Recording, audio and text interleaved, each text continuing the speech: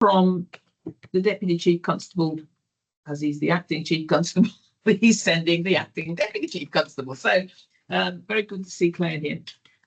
You have been before, haven't you? You've done. Yes, you've been and spoken to us before, so welcome to you. And Fiona Fletcher's sent her apologies. So Fiona, who confusing is it? But it's still be Fiona who's presenting the papers, but the different ones, and a welcome and an explanation. So. As normal, as the folk who usually attend will know, we've been appointing new members of the committee. So we had Faye and John join us for their first meeting last time. In the period since the last meeting, 2 more members have been offered posts and have accepted them and have been vetted, but they have not yet formally been appointed to the posts. So we've got Paul Donnelly with us, and we've got Rachel online, so she can see us. We can't see her at the moment. We have just had a chat to her. So they're observing the meeting. But when we get to the end of the meeting and hold the meeting with external auditors, then they may well have something to contribute to that. So as long as we don't take too long. And I know, Laura, you've got a time. You can't stay beyond 5, can you? Now, normally audit committee meetings are 2.5 hours, and we should be fine. But when we've got new members, if they've got things they really need to know and they really want to talk about, then we must have the time for them to do that. So no guarantees, but we understand that you've got a time limit. Okay, good. Does anyone have any declarations of interest they need to make in anything on the agenda? I should also have mentioned at the start, when we're being recorded, we're not being live streamed on this because of the room we're in. So this is being recorded. We've got the minutes from the last meeting. Is anyone who was here happy that they're an accurate record of our discussions? Thank you for that. I was reminded, Lynn, before the meeting, that as well as the minute of the meeting, there is a report of the meeting produced that goes to the commissioner and goes to the commissioner's board. Now, in the old days, the other members of the committee would have seen that because they were sitting on the board that it was presented to, but they're not any longer. So this time around, can we make sure that once the assurance statement is made, it's actually circulated to the members? Thank you. And let's hope they agree that it's accurate. Otherwise they won't see it. Maybe they need to. There are no matters arising that we've noted from the last meeting, so we'll move straight into today's agenda, which starts with the papers on risk. So, Alyssa, Jane, who's gonna kick off? Yes, I can start with. Okay, Lisa, thank you. That's fine. So I was met with the members in between the last meeting to give an update on process and procedure, and we had some helpful discussions there around the current journey and status of the risk management processes within West Midlands Police. Moving on from that point, I can confirm that all items on the risk register have now been aligned and reviewed to the risk appetite statements that were proposed, as previously described at the point of introduction of those risk appetite statements. Through doing that exercise, we have recognised that there are some minor amendments that need to take place around those. That process has taken place internally, and the amendments are being presented to the DCC for the next JAC board, so we'll have some update on those risk appetite statements. In terms of the risk maturity exercise, that has also been completed in conjunction with a risk culture survey which has taken place. I just wanted to run through some of the maturity exercise findings with the committee. I'd just like to point out that throughout the maturity exercise, it was affirmed that all recommendations previously raised and status of those thematic areas that we reviewed have not regressed at all, and progress has been made, but there are some areas which haven't progressed at the same rate as others. So in terms of those areas that haven't progressed at the same rate, we have got risk identification. That is still sort of sitting in that aware space for scoring. The main reason for that is about the proactive risk reporting in the organisation. It's a little bit inconsistent and there's not the quantity of risks appearing on the risk register that we perhaps would like to see at this moment in time. Following that exercise, we have got an action plan in place to work on these areas that have been identified. Risk treatment and mitigation is also sitting in a defined space. This is mostly to do and is linked to the assurance piece, which is in the aware space. So that mostly sits around providing the confidence that the control measures put in place are working effectively. So if we move on to the assurance piece, that is sitting in the aware space. Some of that is to do with resource within my team to be able to verify those mitigating controls and make sure that they are functioning effectively. A new risk manager has successfully been appointed and will be commencing their role on the 16th of December. So we have plans to start moving forward that assurance piece post their start date with me. We would like to monitor the life cycle of the risk as well. So these are ambitions that we have to look at that within the cycle. But at this moment in time, that is still sitting in that aware space. We have, however, aligned the risks which are raised within the organisation to our open HMIC recommendations, the HMIC reports, and any organisational learning that we still hold. So there is some verification of those risks within the organisation, but as I say, it isn't currently where we would like it to be. The risk of that area being in the aware space is that we currently have a lack of impartiality of what we are being told is being put into place around that, and that is what we are looking to address moving forward. Overall then, on the conclusion of the risk maturity exercise, we have evaluated the force to still be within or to be within that defined space.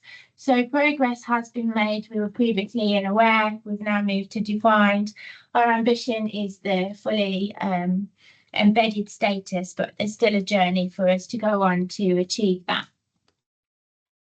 In addition to that, then we have run the risk culture survey. That ran for a period of time over the summer and was concluded in September. The purpose of that was for us to gather feedback to make service improvement in the risk management space. It was open to all ranks and departments, and we encouraged completion to be anonymous. Although we had low numbers received of that, we did validate those responses with other risk-related activities and meetings that were taking place, just to try to understand if that was a true reflection of people's perception of the risk management within the force. Generally, the findings suggested that there was low confidence in raising a risk within the organisation, and that respondents did not feel empowered to update an entry either onto the risk form or via one of our risks box. It also suggested that the majority of respondents hadn't attended any risk training, and that lower ranks than SLT had no or little knowledge of risk management, the risk register, or in fact the team. As a consequence of that, there has been a review of the processes and procedures in place, the training offered, and some of the packages that we do, and advancement of that is taking place. So to note, we have already implemented some risk induction training for new starters on commencement of role within the organisation. We have put out wider remit training and drop-in clinics for risks, which is being offered out to lower ranks than we were previously targeting. in the hope, as well as moving forward with the longevity of the risk management process, that as promotion process takes place with officers, that they will be fully versed within the risk management process throughout their journey.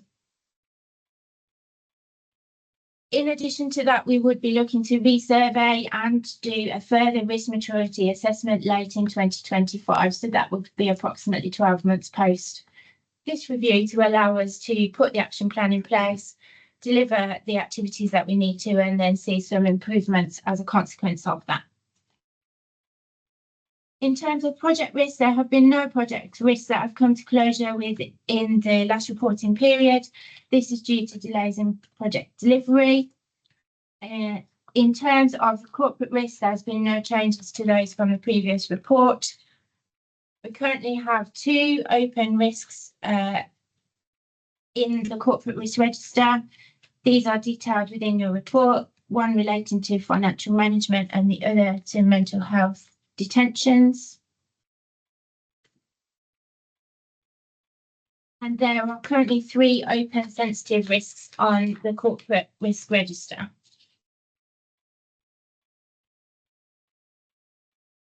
One corporate sensitive risk has been closed since the last report, and following our update and our conversation since the last JAC, we have included high and critical departmental risks within the paper for your transparency and information.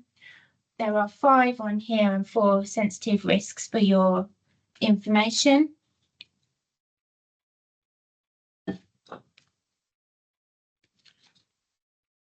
Includes my update, unless you would like me to go through the risks, any particular risks. We'll see whether members want to know more about any particular risks, but can we just pause for a moment on the issue of the sensitive risks? We've had a number of conversations about that, and I have to say, from the point of view of the chair of the committee, I'm still not happy with where we are. It is moving, and I know that people are beginning to understand the points that we're making, but we need the assurance that risks are being properly identified, properly mitigated, and are moving through the system. And if we have a blank box says, "Oh, I know you're now telling us you've got them, but until 6 months ago we saw them." So that conversation needs to continue, because in order to offer assurance to the commissioner and to the public, this committee needs to see what's happening.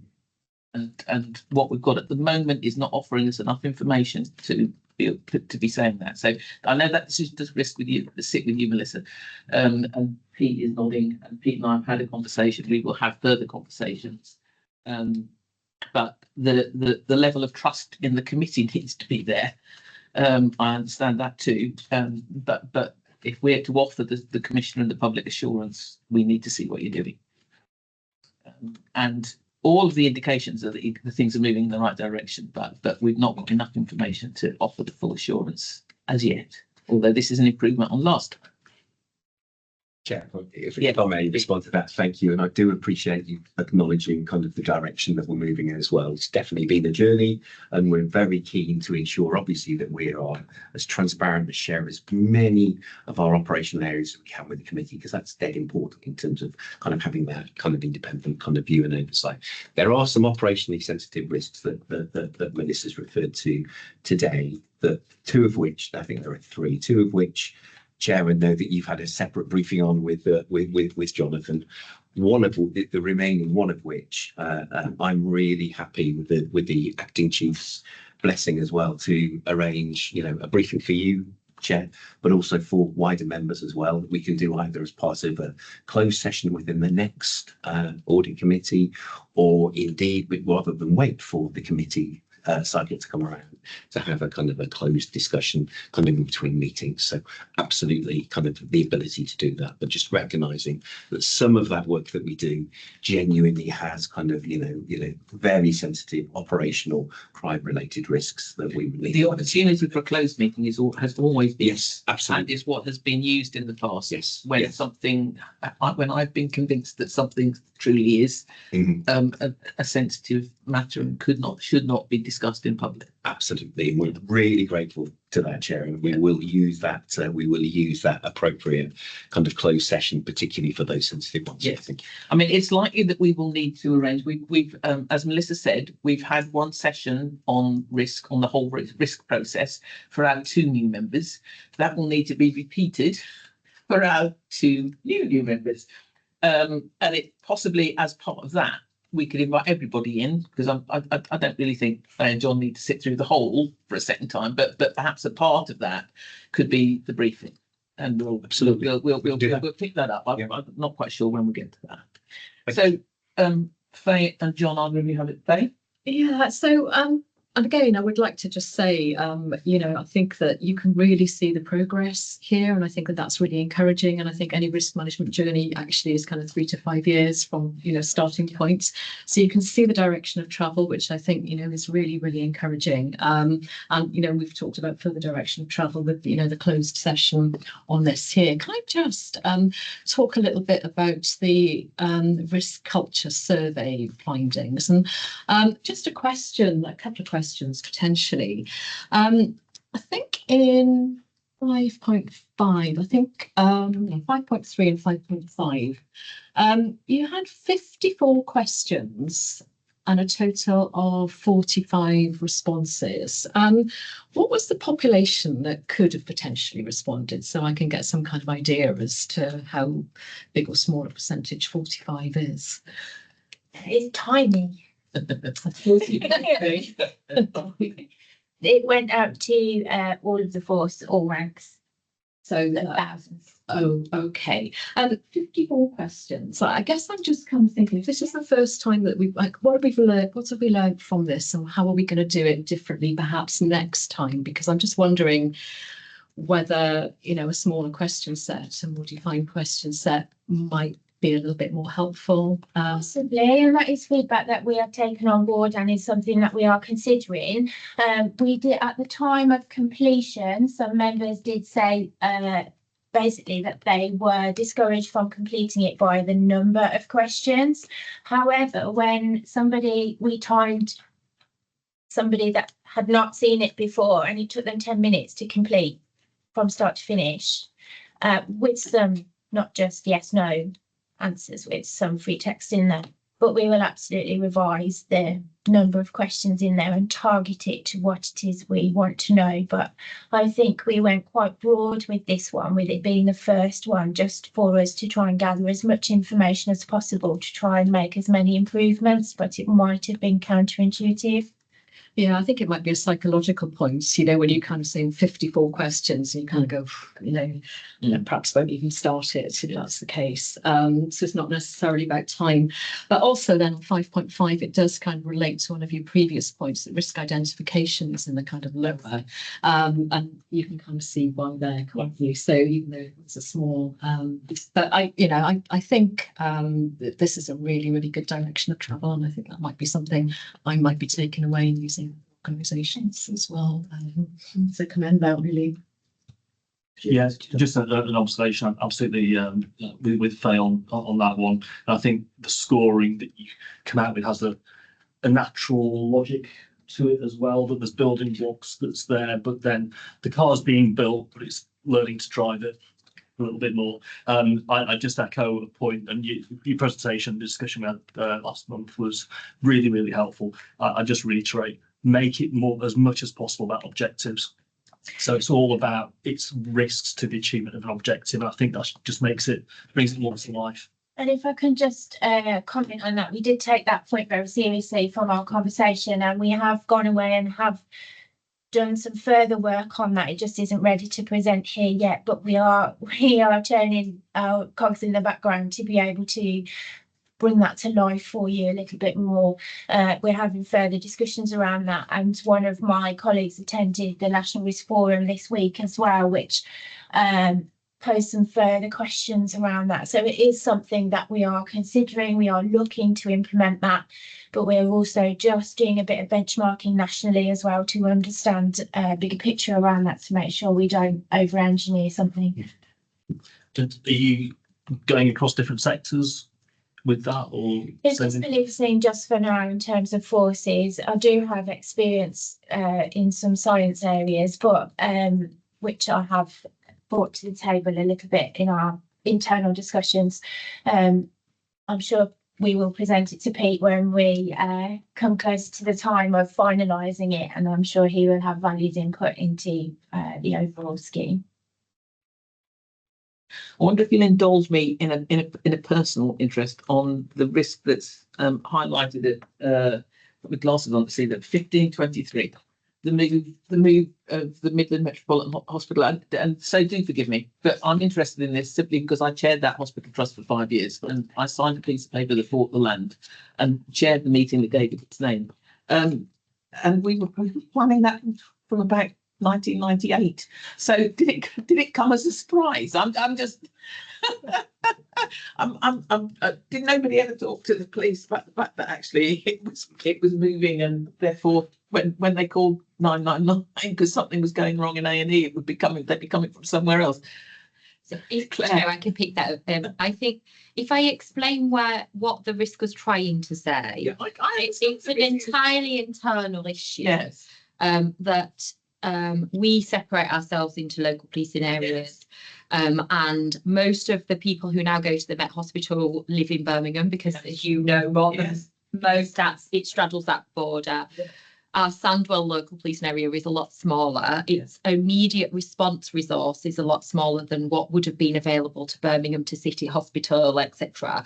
So it was really about it was the unknown of how would our contact centre deal with logs when they came in from the hospital. Would we know and be able to use Birmingham resources? If we knew it was a Birmingham, it would have been in a Birmingham hospital, if that makes sense. So it was a purely internal thing around our ability to respond quickly, and whether that would have taken resources from the rest of Sandwell, for example, because they're in there, and how were we going to manage that internal process.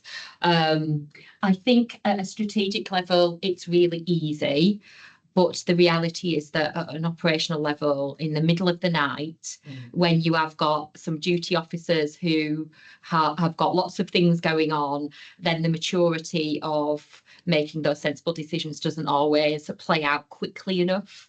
And so it was really about putting, and again, in fact, I would say this is an example of operational officers trying to embrace the risk approach.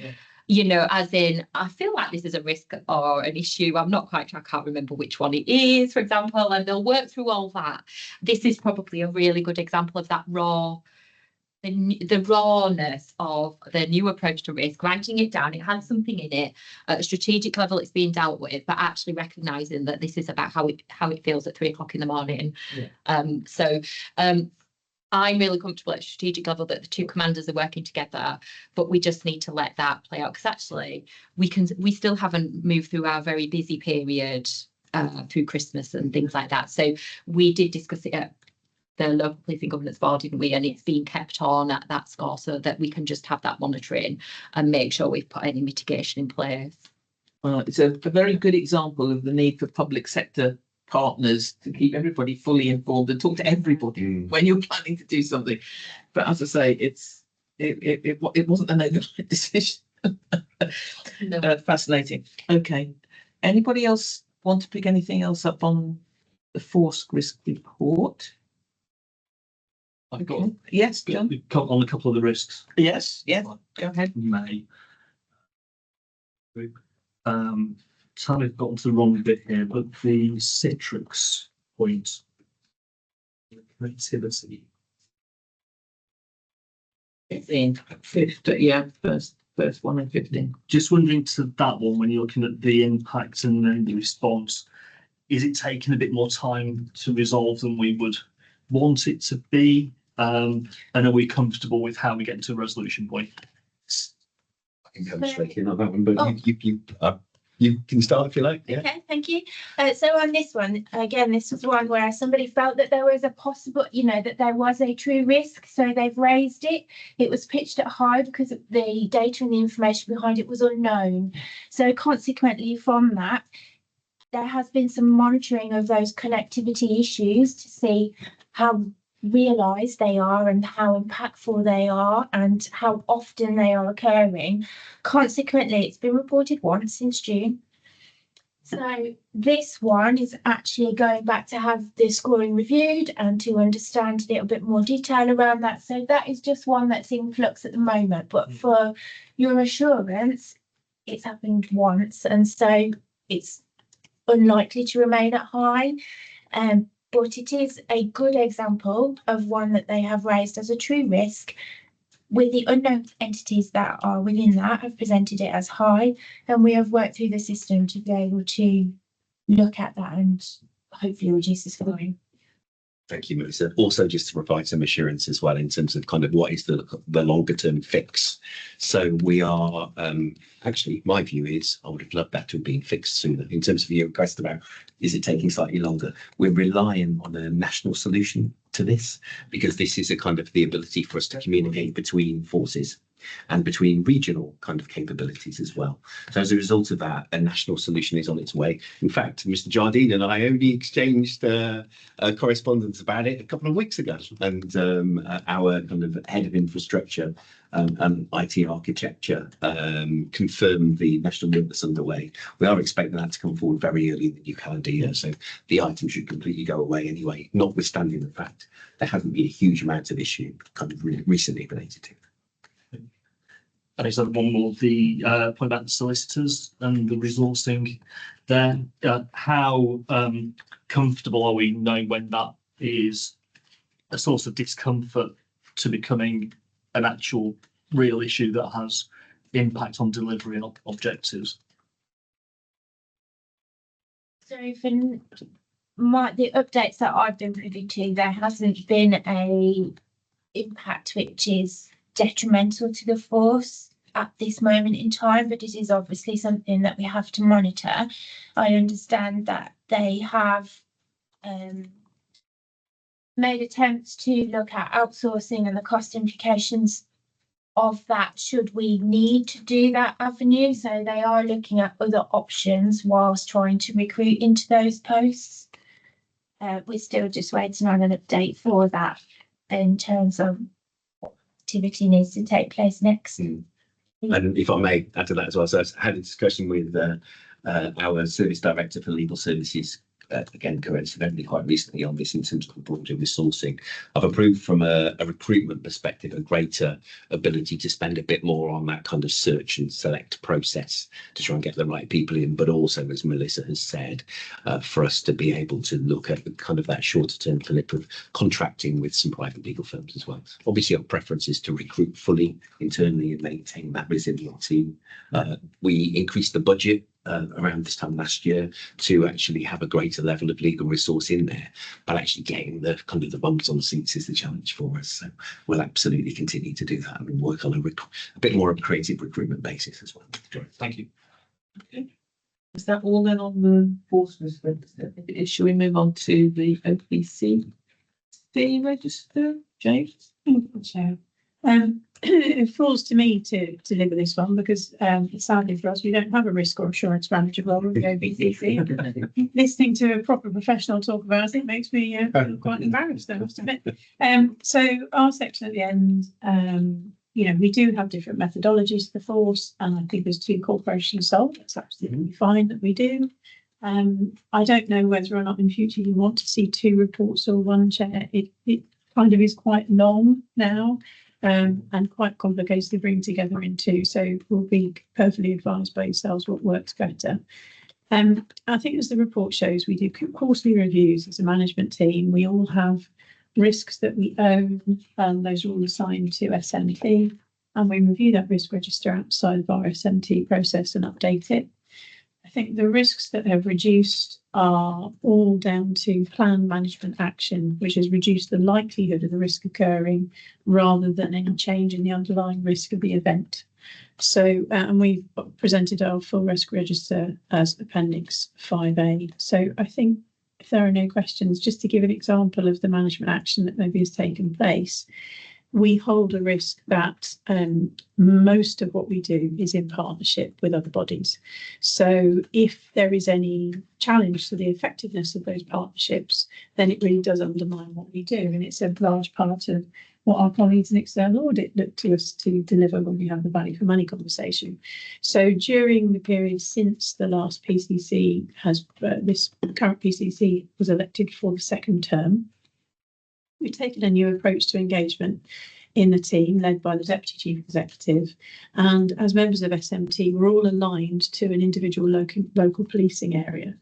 That's really to make sure that we engage with the community safety partnerships, we engage with the LPAs, myself and Lynn, we're aligned to Birmingham. And we're having, by the way, lively conversations about how Lynn remains aligned but separate. Yes. And having two of us hopefully will help with that. At the same time, the VRP obviously are very engaged with all of their local partnerships, and the PCC and the Mayor and the teams on both sides are working closely, for example, on at the moment road safety, and we're fully engaged in governance boards with the Mayor's office on those road safety issues, on the road safety goals that the Chief has been leading in response to considerable, unfortunately, upturn in children seriously injured on the roads. So it's just to give you a flavour of that. Thank you. Any questions from anyone on that? Just one for me. To move to like presenting this on a matrix, so you can see what's the balance between the likelihood and the impact and the rating of the rate. We just give it a visualization that might help everyone, but yeah, it's good. Okay, thank you very much. Where is the process, Jonathan, with the redrawing of the police plan? Because clearly the commissioner's risk register is about delivery of his plan. It's not that he's going to discover a whole load of new things, I would have thought, but there might be some reframing priorities. So what's the timescale for that? It has to be completed by 31st of March next year. We are in the thick of drafting at the moment. Right. So we're going through it chapter by chapter with the PCC and having discussions both internally and with force colleagues about appropriate kind of commitments and language, and the metrics as well is one of the key indicators in there. I would say that it is very much an evolution of where we were with the previous plan. The structure and style are different in that it is there's less content on the face of the plan and more reference to other programs and plans that will spin off of the police and crime plan. We're having to watch very carefully the national developments. So announcement today around the local policing guarantee, neighbourhood policing guarantee, sorry, and the other commitments that are there, in order to make sure that we don't miss anything key from the government's white paper, which we expect in the new year. Yeah. Okay. Well, we'll watch that. We'll happily bring it back here whenever we wish. Well, yes. Well, I think once it's complete, it will be certainly very useful to be able to see it. And even the outcome of the consultation phase, we managed to obtain 5,500 responses, which, although a self-selecting sample, is sufficiently broad and representative of the wider demographics of the West Midlands. It does throw some quite interesting insights in the issues that the public prioritising, which is, I think, would be of interest to the committee. Yes. Okay, there was a fourth paper on risk, which was the horizon scanning document. I'm not proposing that we go through that in any detail. It's very interesting to read. It's somewhat depressing, but it was also very, just going back to the length of the questionnaire. It was quite a long document.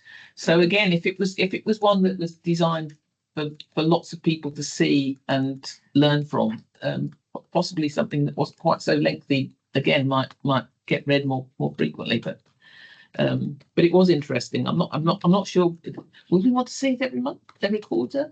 Oh, send it across. Oh, yes. So yes, continue to send it. Helpful. Continue to send it. Thank me anyway. Particularly the links to the reviews that it mentioned on there, which is great background. So I appreciate that. We're just newbies to the Yes. sector, really. As well, just for Yes. assurance, I think, so that document, the risk managers attend the local senior leadership team meetings as well. So it's not, everyone gets sent the document and if they so wish, they can read it. But the risk team, when they go in, will highlight particular ones that might be relevant to those areas of business to just reiterate the points so that everyone doesn't have to read it. It was a roundup, wasn't it? Yeah. We stick it as a roundup. Okay, thank you. Okay, so that's item 5, and we're on item 6, which is the inspectorate report. So, Fiona. Thank you, Chair. So just a few points to just highlight in relation to the HMIC FRS update for this quarter. So at the last committee, it was reported that we'd had the written notification that we'd had 3 of the causes of concern written off by HMIC. Pleasingly, since the last meeting on the 18th of September, we received written notification from HMIC that we were being returned to the default phase of monitoring out of the engage phase. In addition to that, they'd closed off 3 of the 5 recommendations that created that cause of concern around the investigations piece. So 2 of those recommendations now remain, and we're focusing all of our attention through Vanguard that Marn chairs around addressing those. Since the last committee, there's been 4 reports published. In the paper, we haven't written all of the recommendations separately because there's quite a few that have come, but there are, we've put the links to the reports if you wish to read them. But we are, all of the recommendations now have a lead assigned to it. They're all tracked and monitored through the HMIC board that's chaired by the DCC and attended by all of the executive leads. They've all been assigned relevant leads and are being progressed through those meetings. The table at the bottom of the second page just highlights the number of recommendations that have been closed through that process since it was started in August 2023. Just to note on that, so level 3 and level 4 recommendations can't be closed by us. We can write them up and say that we believe as a force we've addressed it, but HMIC will still need to come in and inspect us as part of their activity. The only other points just to note are in section 4, just the upcoming inspection activity. So we've got an inspection that one of 6 forces that are part of the youth out of court disposals joint inspection that's coming in March. So we're focusing a lot of activity around that with partners, just making sure that we're ready and where we need to be for that. And that's the only points really to make from the paper, unless anyone's. Thank you for that. I mean, it's good to have the links, but they are very lengthy. Yeah. So a digest is always useful as a sort of shortcut.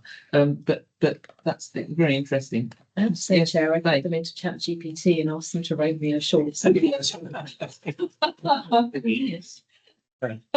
Okay, perhaps after if you could teach some of the rest of us how to do that. Which was very super helpful, Yeah. provided it wasn't lying to me. Yes. Okay. It's on one question. There is a higher level to all this. That there's a number of inspections and reviews and stuff that's going on here. How difficult is that as a mechanism to be managing the resource that it takes to be doing all of those? And how comfortable, how challenging is that to process and then do stuff off the back of?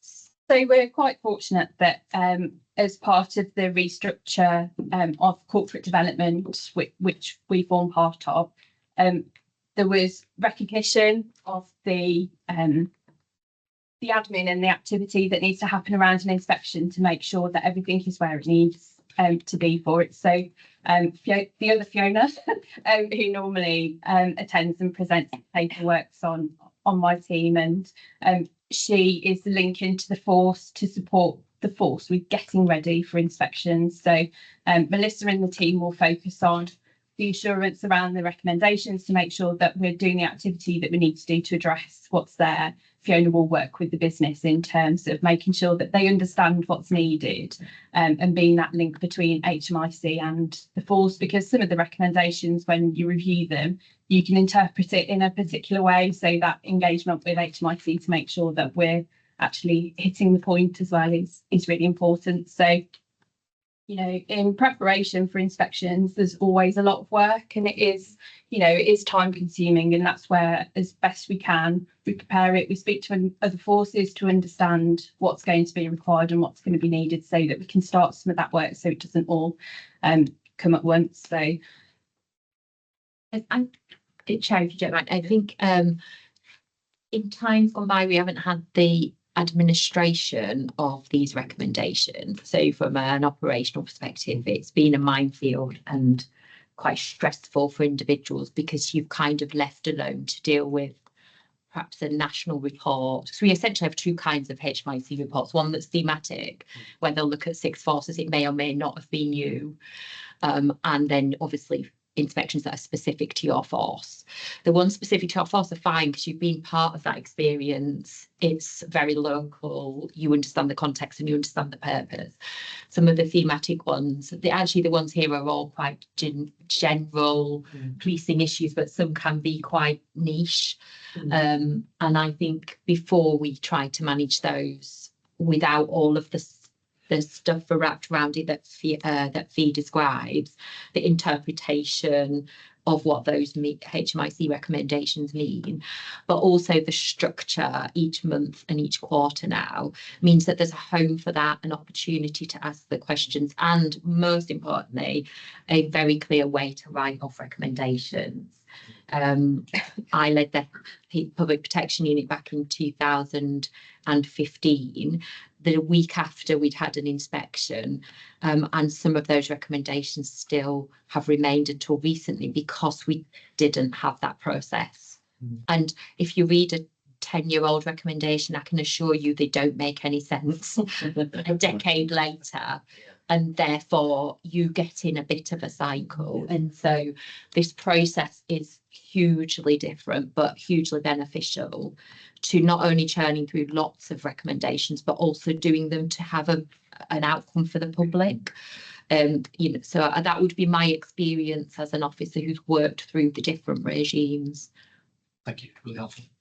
And actually, Chair, I think that there is, I feel assurance from that paper, and knowing that things are tracked and that they're reported and all the close that come. So I think that that's a really, really helpful process. Yes, it is. Chair, Jonathan? Well, I might not want to call it a risk.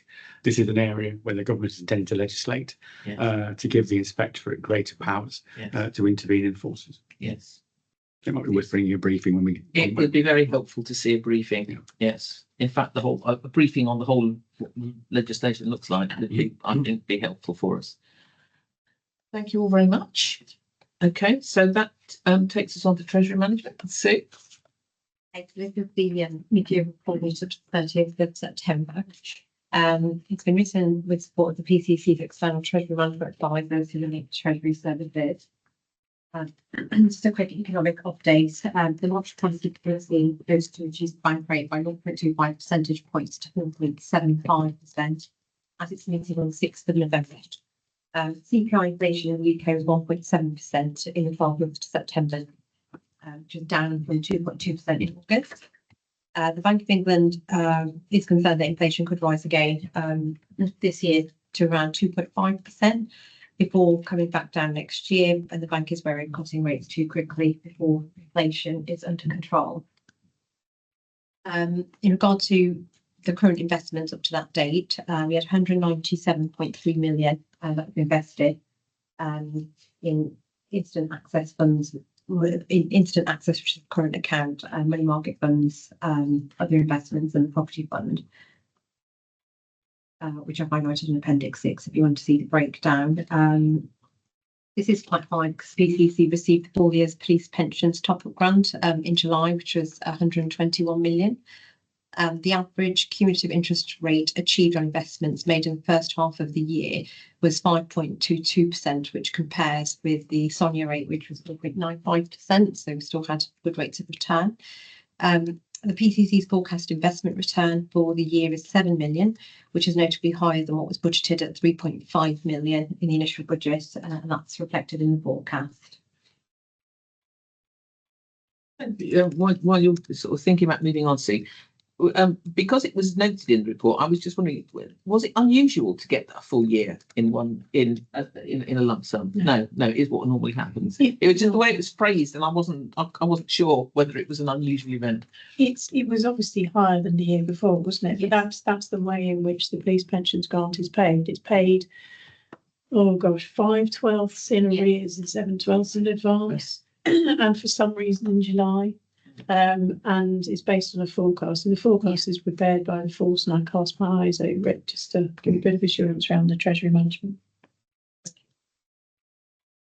So currently, there's up to the 30th of September, there's 40 million invested in money market funds, and they are carrying an average rate of return of 4.97%, so it's higher than the SONIA rate.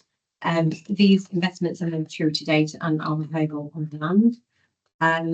Actual investment returns in terms of interest received up to the 30th of September, we had 2.4 million interest received on investments with banks, building societies and local authorities.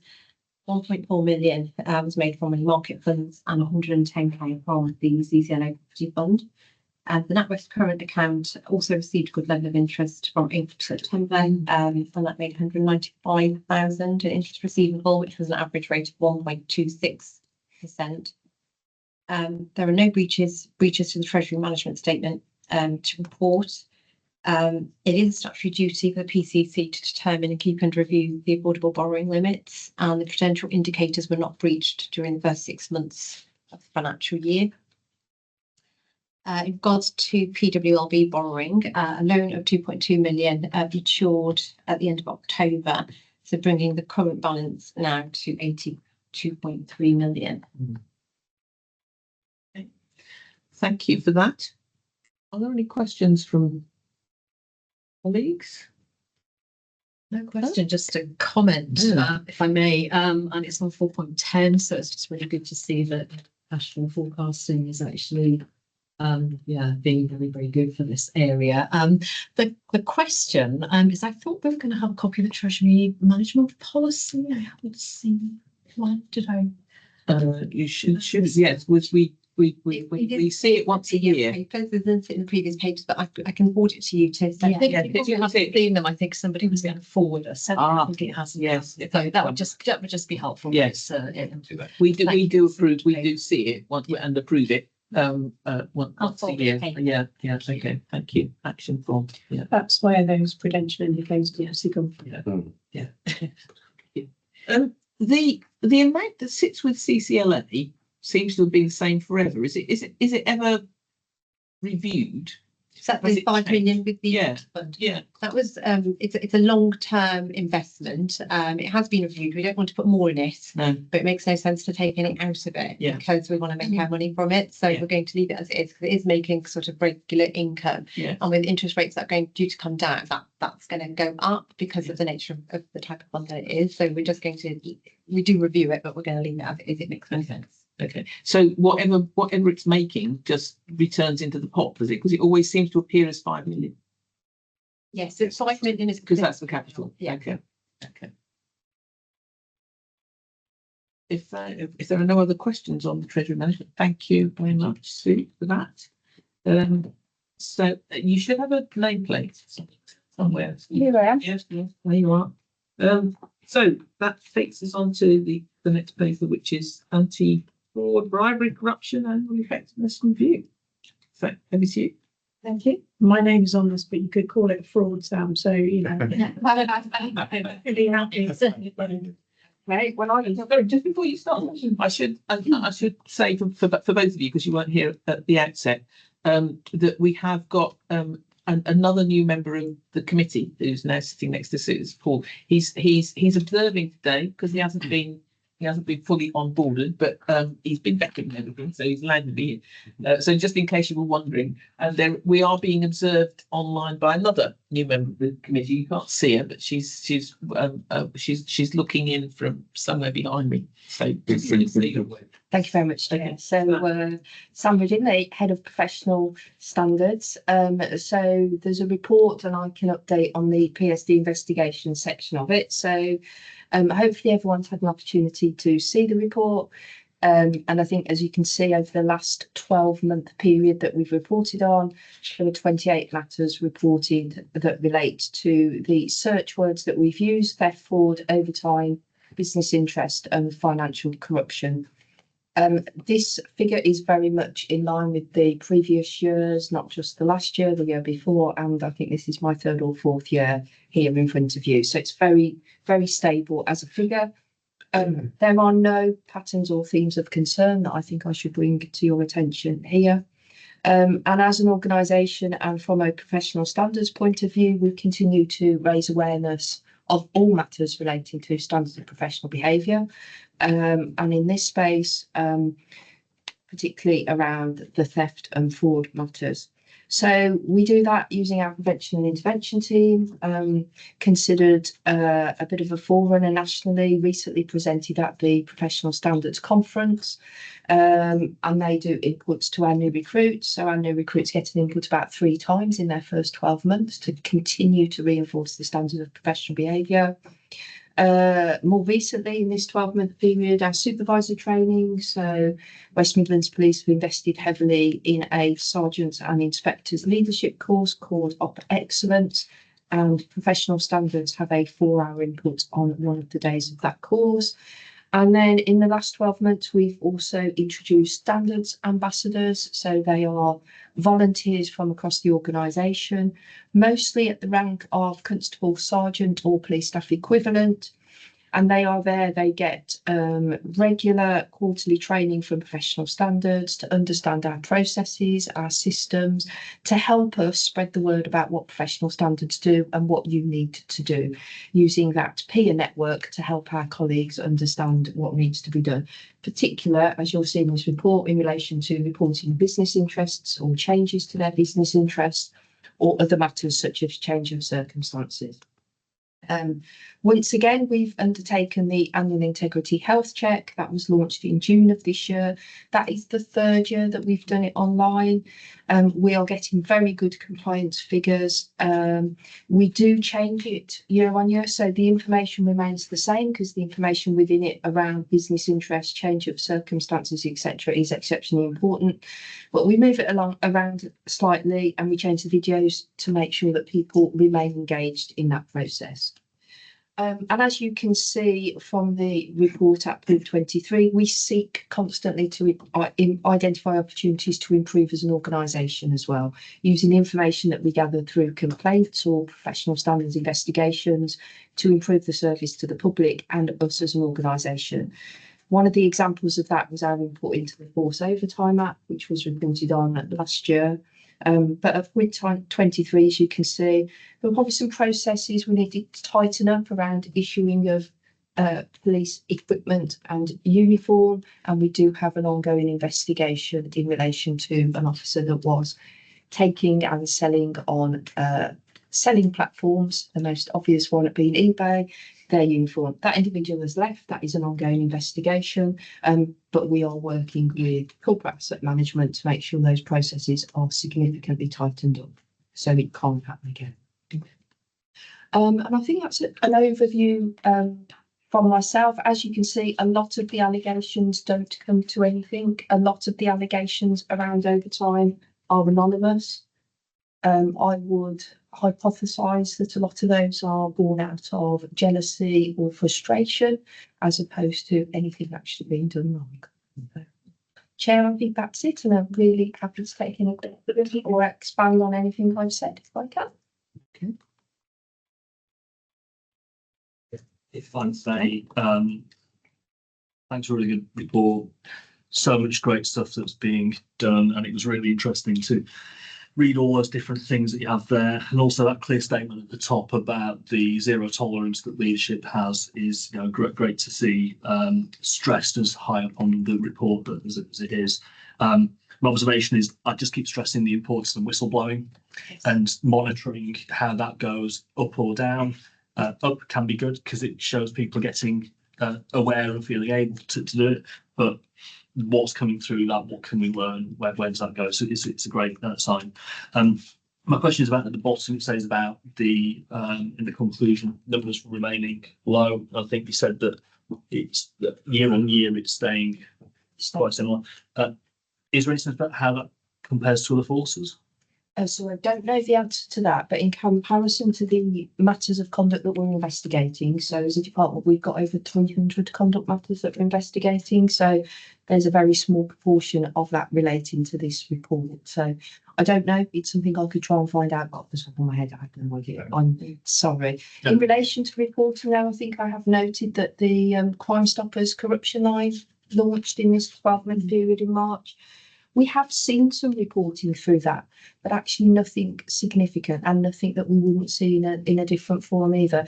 In fact, a number of reports through that are actually complaints from the public that they've chosen to report in that manner rather than in the normal reporting line. But the reporting mechanisms are getting wider, not smaller. Yeah, thank you. It's really good report. Really sure. Thank you.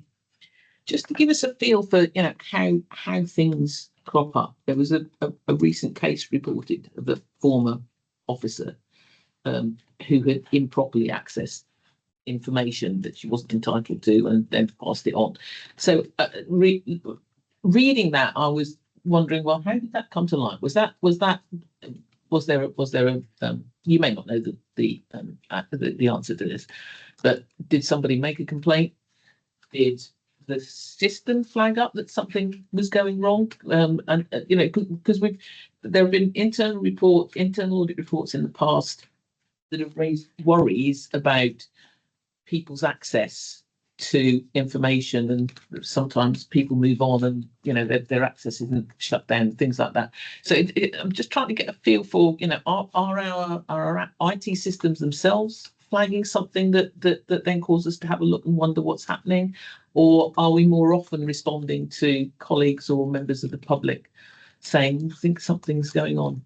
So there's a number of mechanisms. So misuse of systems is the biggest thing that we deal with. It is something that we spend a lot of time with our new recruits talking about. And the phrase I use is, you know, we give them the key to the sweet shop, and unfortunately a lot of them take the stuff they haven't paid for, and which is unhelpful. But really iterating to them how important that data is. I think we've recently as an organisation done, the DEP has led on an information management of information refresher to make sure that we all understand the importance of it. But it does remain a problem. So it comes to our attention a number of ways. We will get anonymous reports to say somebody has got a friend and she's letting them know which car to buy, which car not to buy. We have a very robust audit system now on our systems on Connect. It's been developed in-house by our IT team, and they've done a phenomenal job. That enables us with that piece of intelligence to prove and disprove what the allegation is. And we will then progress that if it's shown that Sam Reading has checked something that's really important to understand why Sam Reading has checked. And actually, sometimes there is a legitimate reason. Unfortunately, often there isn't. There are other mechanisms when people alert us to a notifiable association or a change of circumstances. I note in the paper about the integrity team that we've developed. It's very small, but they will do due diligence checks. A new partner, sometimes you may not know who they are, but we will do those checks. We then find that from an audit, they will have done checks that they shouldn't have done as well. There's a number of ways. There are systems on intelligence systems called flags. Occasionally, they will be tripped by someone that works in an environment that we wouldn't expect to look at that, and that would probably prompt us to do an audit as well. But without the audit tool that the IT team developed, we'd be in a very different position. But I think we're in a really strong position around being able to audit what our staff do. And I think part of that has increased the amount of information we've got to deal with. That's very helpful, Sam. Thank you. It's good to know that either the system itself is going to flag something up, or if it's flagged by an individual, the system can help prove yes or no. That's very helpful. Yeah. Okay. Yes. Okay. I'm interested in the integrity unit. You said it's recently been set up. A small number of people. Who leads that?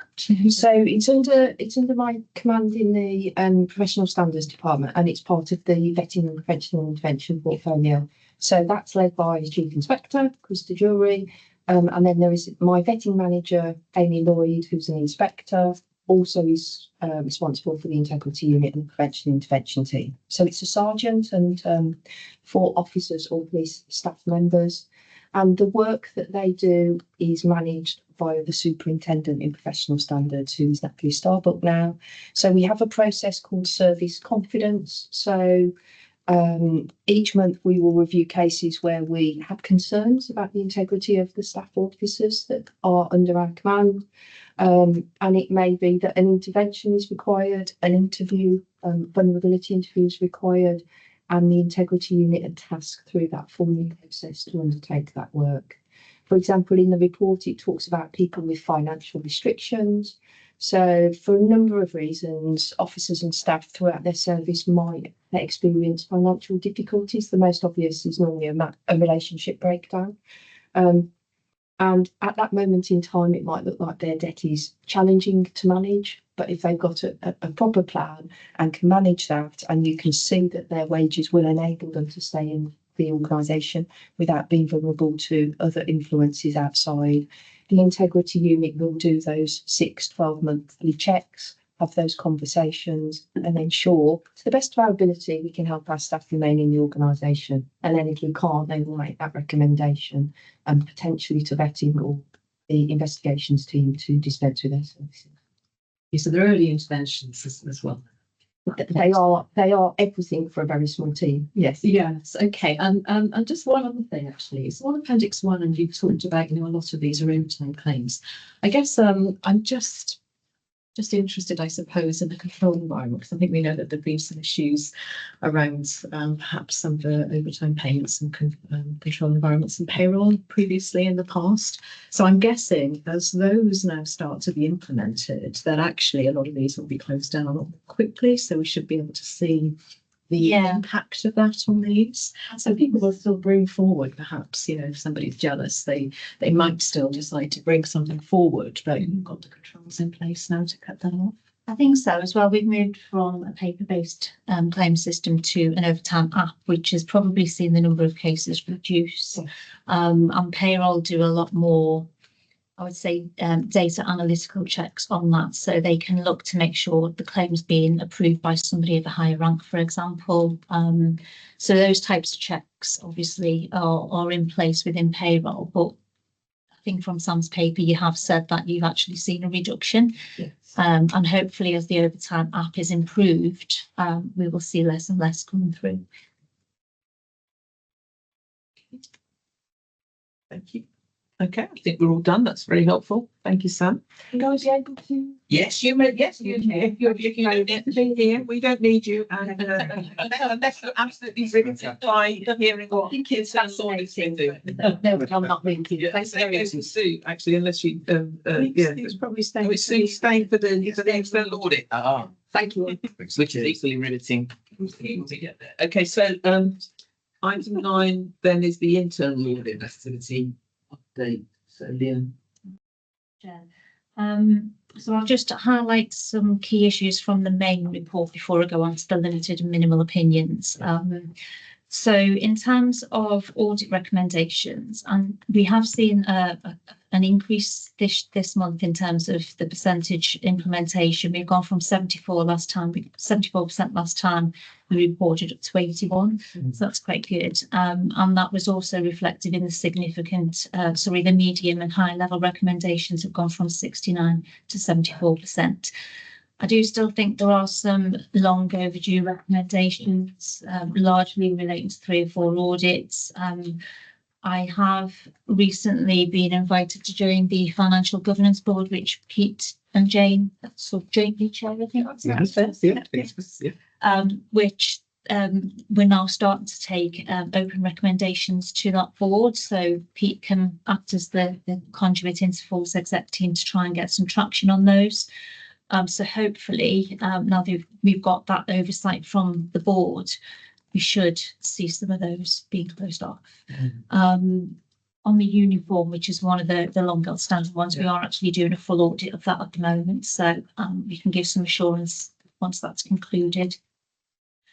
In terms of the where we're at with the new standards, so SIPFA, I was at a session yesterday, and SIPFA are finalising the standards next week on the 16th, I believe is the date that they'll be publishing them. I have started to do a self-assessment. We're not looking too bad against it, and I think that's probably because we fully complied with the 2017 standards. So a lot of what was in the standards is just replicated in the global standards. There's a lot more that I'll probably have to do in terms of strategy to be more future focused, and some of the terminology has changed. And it's putting a lot more emphasis on engagement with the audit committee. So I might need to have a separate session with you as to what that might look like and whether you're happy with the level of engagement that we currently have, or whether we need to change the focus. So that's something I'll touch base with you on in the new year.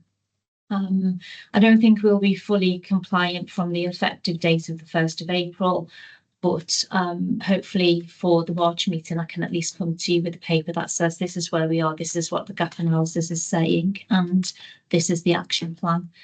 And I think just to coincide with that, SIPFA don't do things by half, and they've actually issued a new code of practice for governance of internal audit as well.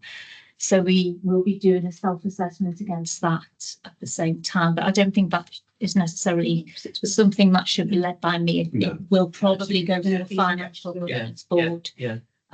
So it'll probably be a joint ownership by all of us to get compliance with that code. So that again, we will aim to present at the March meeting. The paper does mention some plan changes, which I know I've consulted with Jane, Pete, and the chair on.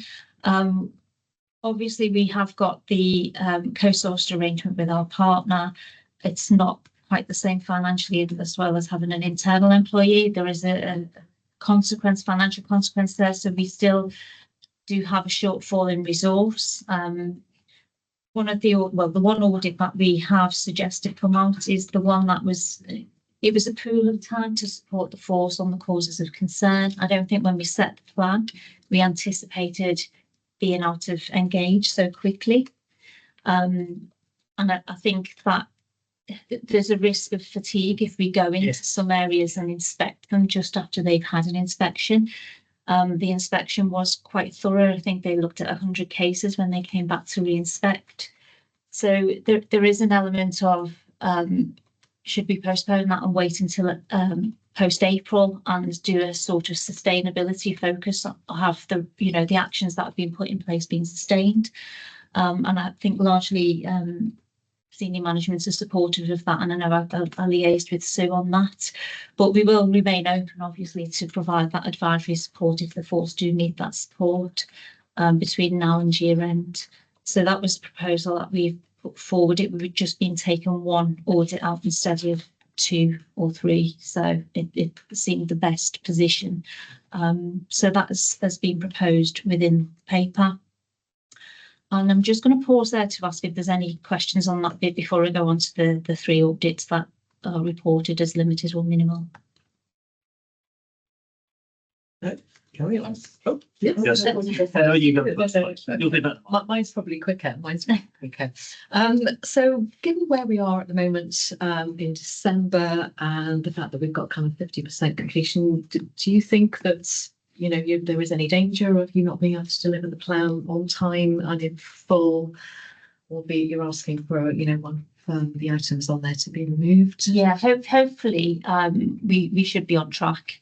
To be fair, I don't always have cut off of the 31st of March. I don't know any head of audit that does. It always does roll into the new year slightly. Majority of the audits are already started. They're in planning. I think there's a couple that just rolling into the new year. We've allocated, thanks to Jane, giving me the extra budget that we had from not recruiting. we've allocated 4 audits to our external co-source provider, which they've accepted. So hopefully they should complete those by the end of March. So we're actually in a better position at this point this year than we were last year. So I'm quite hopeful that we will get there. Last year was an extraordinary year. It was, Because you were acting up, so you weren't here for a while. We got a vacancy after somebody moved. So last year was extraordinary. Everybody understood why it was that it certainly wasn't any lack of effort. The thing that will disrupt us if people keep on pushing us back. So we have experienced a little bit of that the last month or so, which we've sort of agreed to push back meetings. If that continues, we will struggle. But we will use escalation routes, and if needs be, we'll come through to Peter and Claire.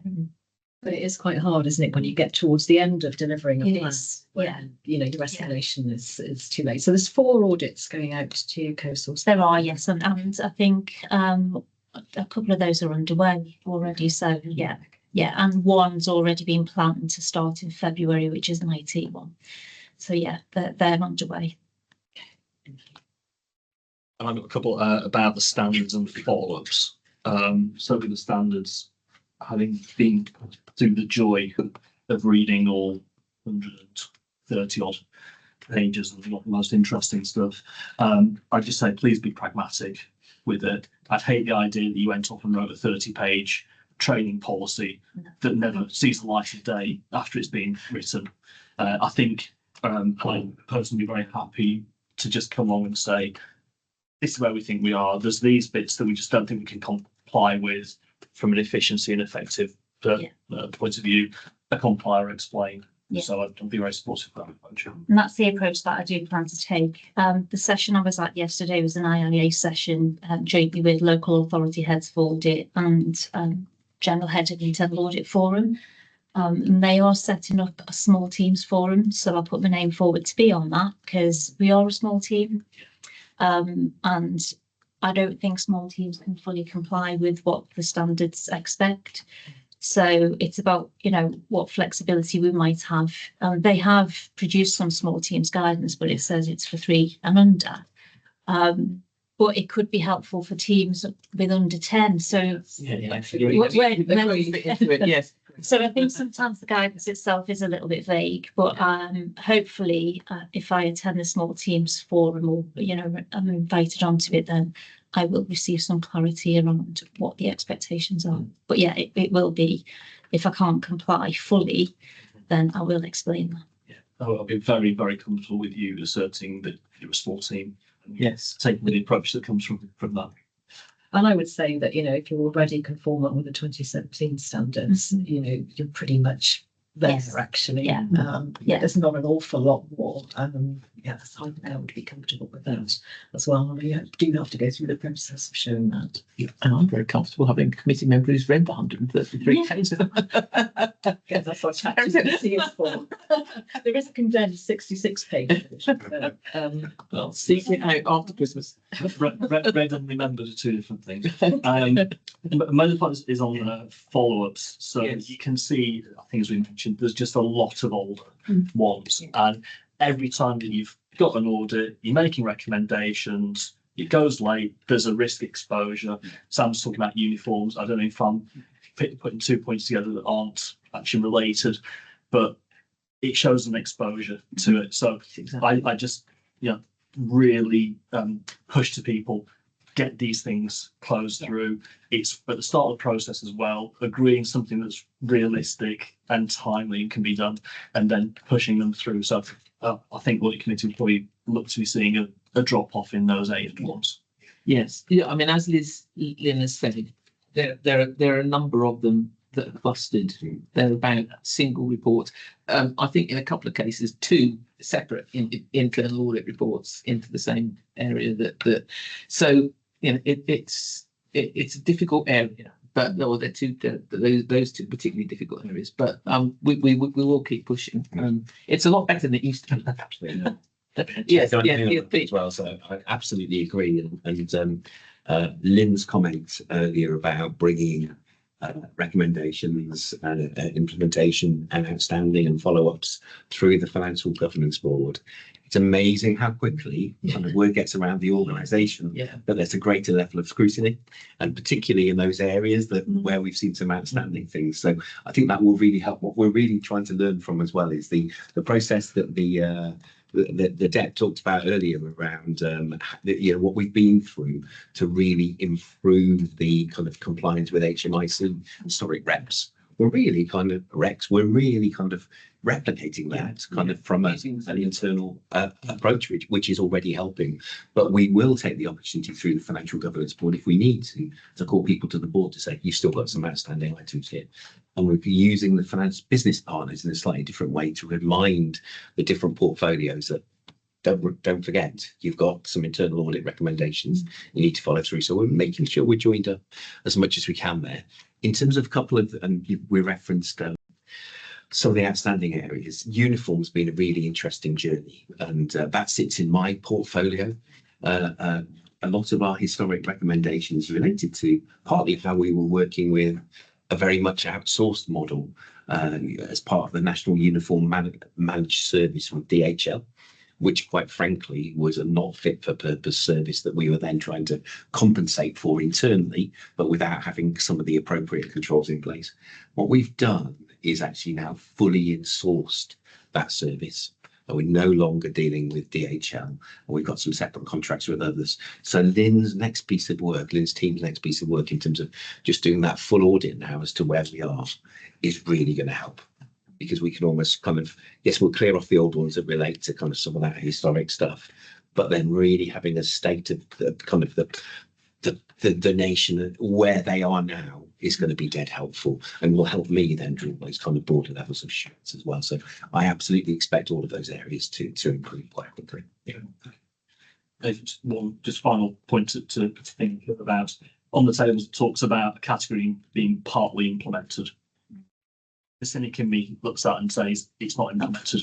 Yeah. So does that might give some false reassurance about it? So is that a category that, do you think it adds value to it, or does it? Yeah. You don't need to answer now, just something to think. No, it is quite confused, and we can look to change that because we've got the opportunity, because we're moving to new systems from the 1st of April. As if we haven't got enough to deal with new standards, we are changing our systems as well. It is quite confused, and I think that's to capture where an example might be where a new policy has been recommended and drafted, but it's in consultation phase and not quite yet implemented. So we put it as part implemented because we can see that it's almost there. So that's what it's aimed to capture, but it does cause some confusion. I understand. Yeah, and I'm wondering whether this is about the definitions, because it depends whether you're saying how far through are you in progressing this, or how far have you addressed the risk. So you're far through in progressing, so it's partially implemented from that perspective, but actually the risk is still the same because you haven't implemented it. Yeah. So I think it's making definitely sure that progression. Yeah, so I think it's making sure that we've got that. And I think I would prefer to see, well, what has happened to the risk? What is the impact on the risk, rather than what busy work have you been doing to do it? Yes. Because actually it doesn't matter how busy you've been unless the actual risk is impacted. Yeah. No, I'll take that on board, and we've got the opportunity to change that. And we are in the move to the new system or the new process as well. I think I'm going to take the opportunity just to take stock of all of the open recommendations that we've got. So we'll be aiming to go out to the responsible officers saying, give us an update as at today as to where you actually are. So we've got a data cleanse exercise almost on those recommendations and taking stock as to where they're up to. I think that'd be really useful, because I think we just want to know where those exposures are, and if people need a kick, they need a kick to it. Yeah. Okay, so just moving on to the limited or minimal assurances, and there's 3 at this point in time that I'm reporting. Threats to life. I think this can be quite emotive, can't it, when you say threat to life? But you know, as auditors, we look at process, don't we? We look at systems, so you have to have that in mind and not the subject matter. So this one we gave limited, although, I mean, there's new guidance that was issued by the NPCC. The force have made a decision to adopt those, but there was no clear date, timeline plan around at what point they were to be adopted. The latest update we've had is hopefully within the next couple of months. What we did see in preparation for that is there's a new Hydra course which senior officers, so that is chief superintendents, chief inspectors and staff equivalents, all have to attend. It's a compulsory course, and as part of that course there is a block session on threats to life, and that includes what is in the new guidance. So they have started that process of training in preparation for the new guidance being implemented. What we weren't sure of was how they were going to address the lower ranks who could have involvement in the threats to life process. Although there was videos available, we're not sure how widely they were known about. So management have agreed to update those to reflect the new practice, relaunch them, and also the latest position this week is that the subject matter expert that we worked with on this audit is actually on the National Threats to Life working group around training subcommittee, and they're hoping to develop a national package on training for those lower ranked officers, and that's expected to be rolled out earlier this next year. So that indicates that it's an issue across the board around training, and it's not just this force.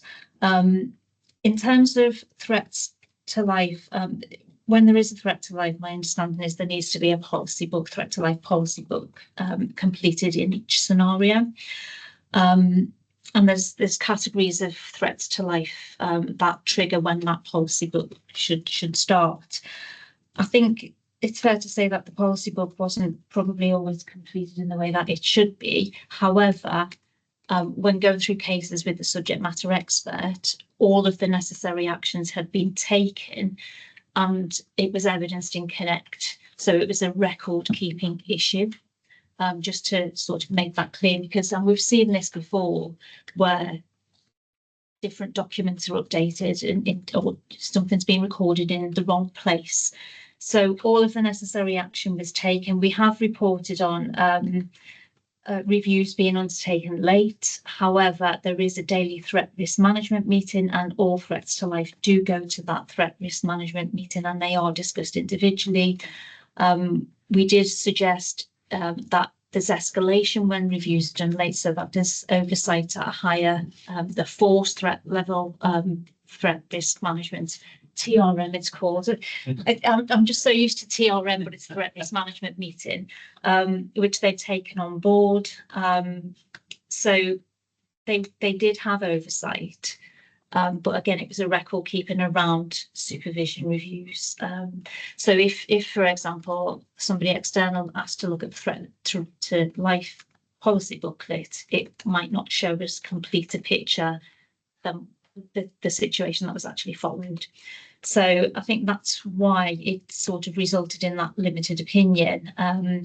So the training's in play already, I think. The guidance is being launched, the new guidance, hopefully within the next couple of months. And hopefully there's escalation and more oversight at force CRM meetings now of threat to life. So I'm happy to take questions on that audit before I move on to the next, if there's any. Very cool. Can you just clarify then? So in the opening bit to the bullet says at the time of the audit, the force had not adopted the revised guidelines and no plans have been established in relation to the proposed implementation. It's now the case that it will be implemented. Yeah. We're just waiting for the time scales.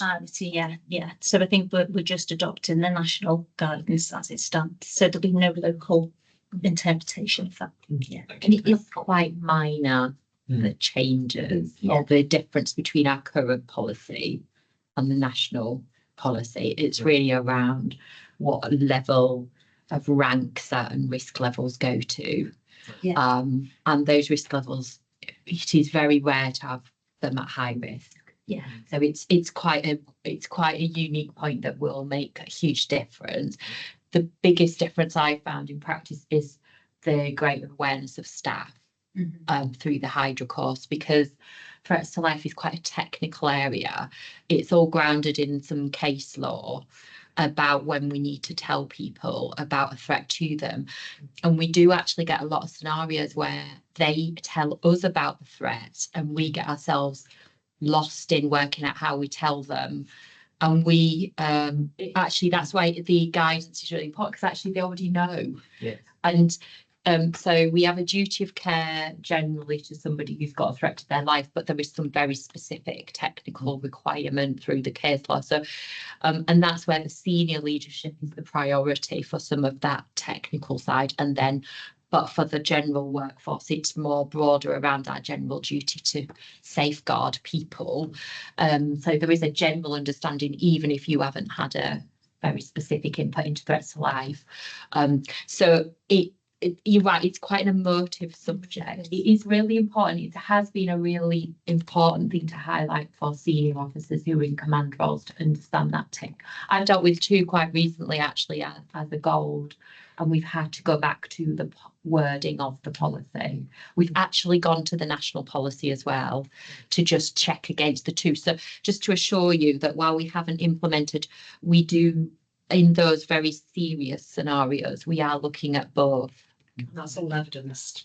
Yeah, well, that is because we record a gold meeting and that's all it's So yeah. That's very reassuring. Thank you. Okay, do you want to move on?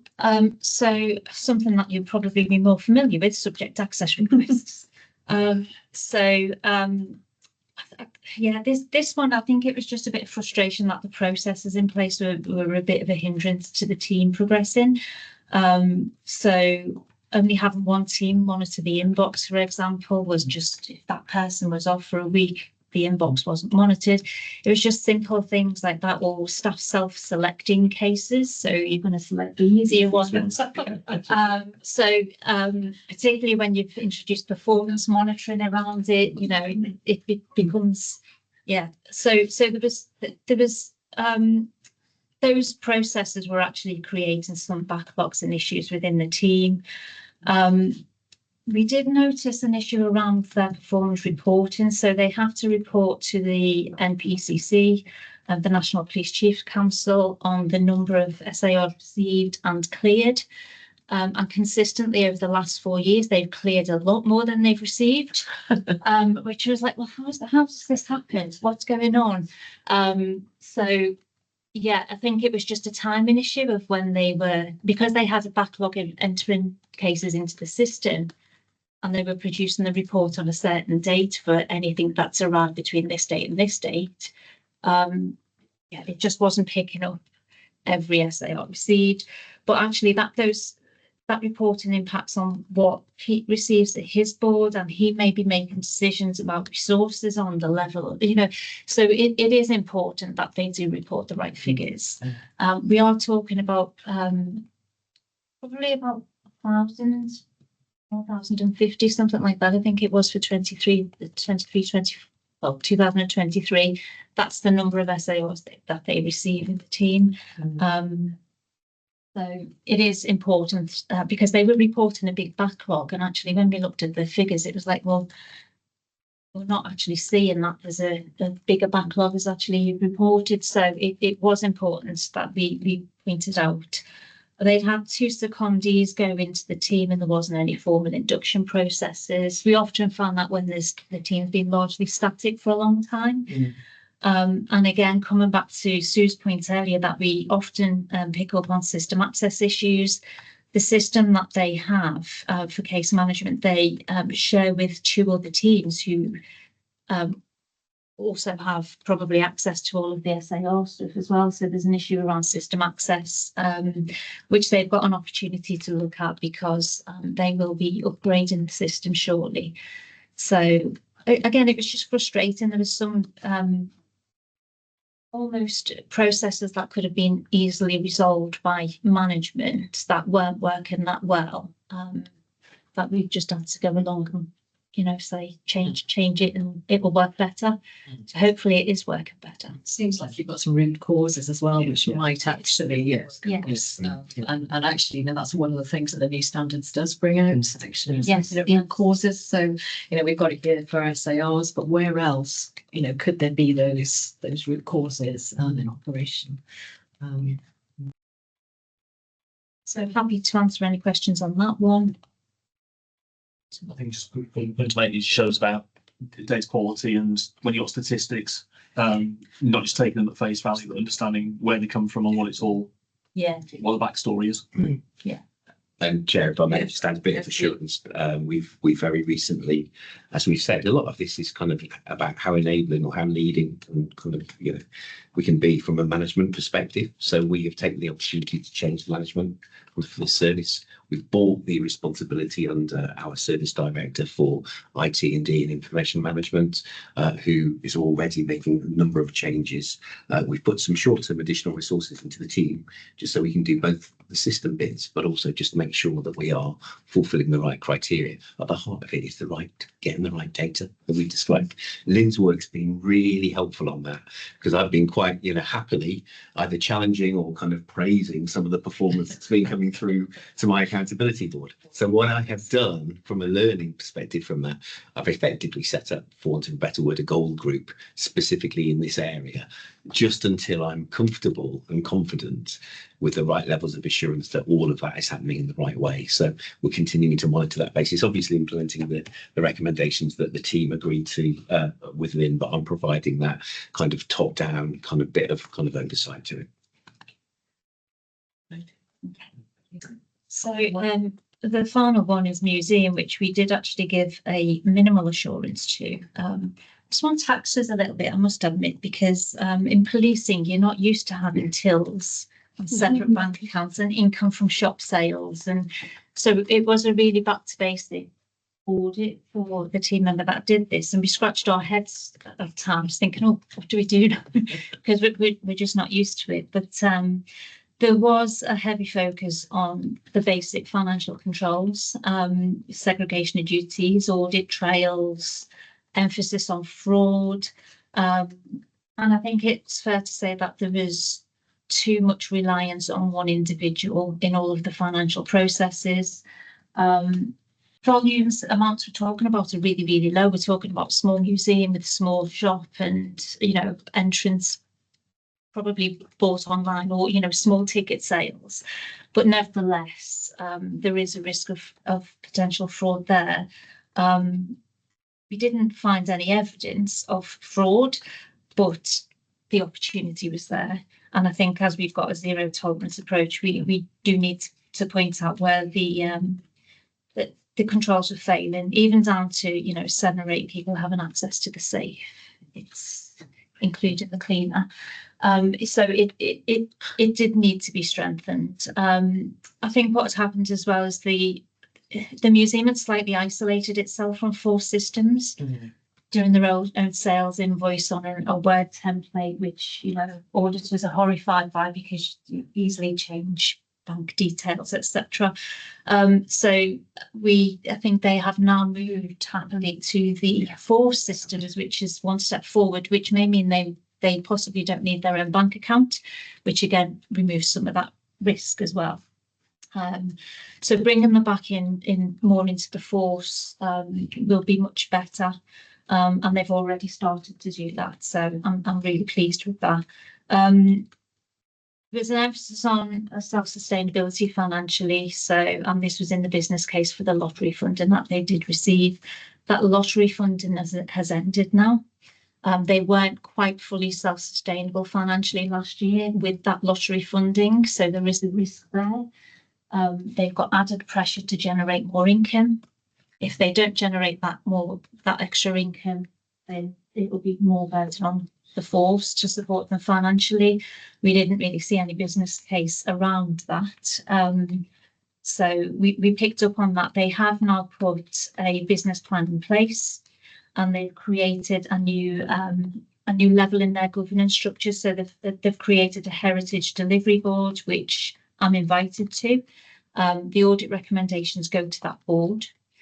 So they give updates on where they're up to. There's a specific focus around income generation as well.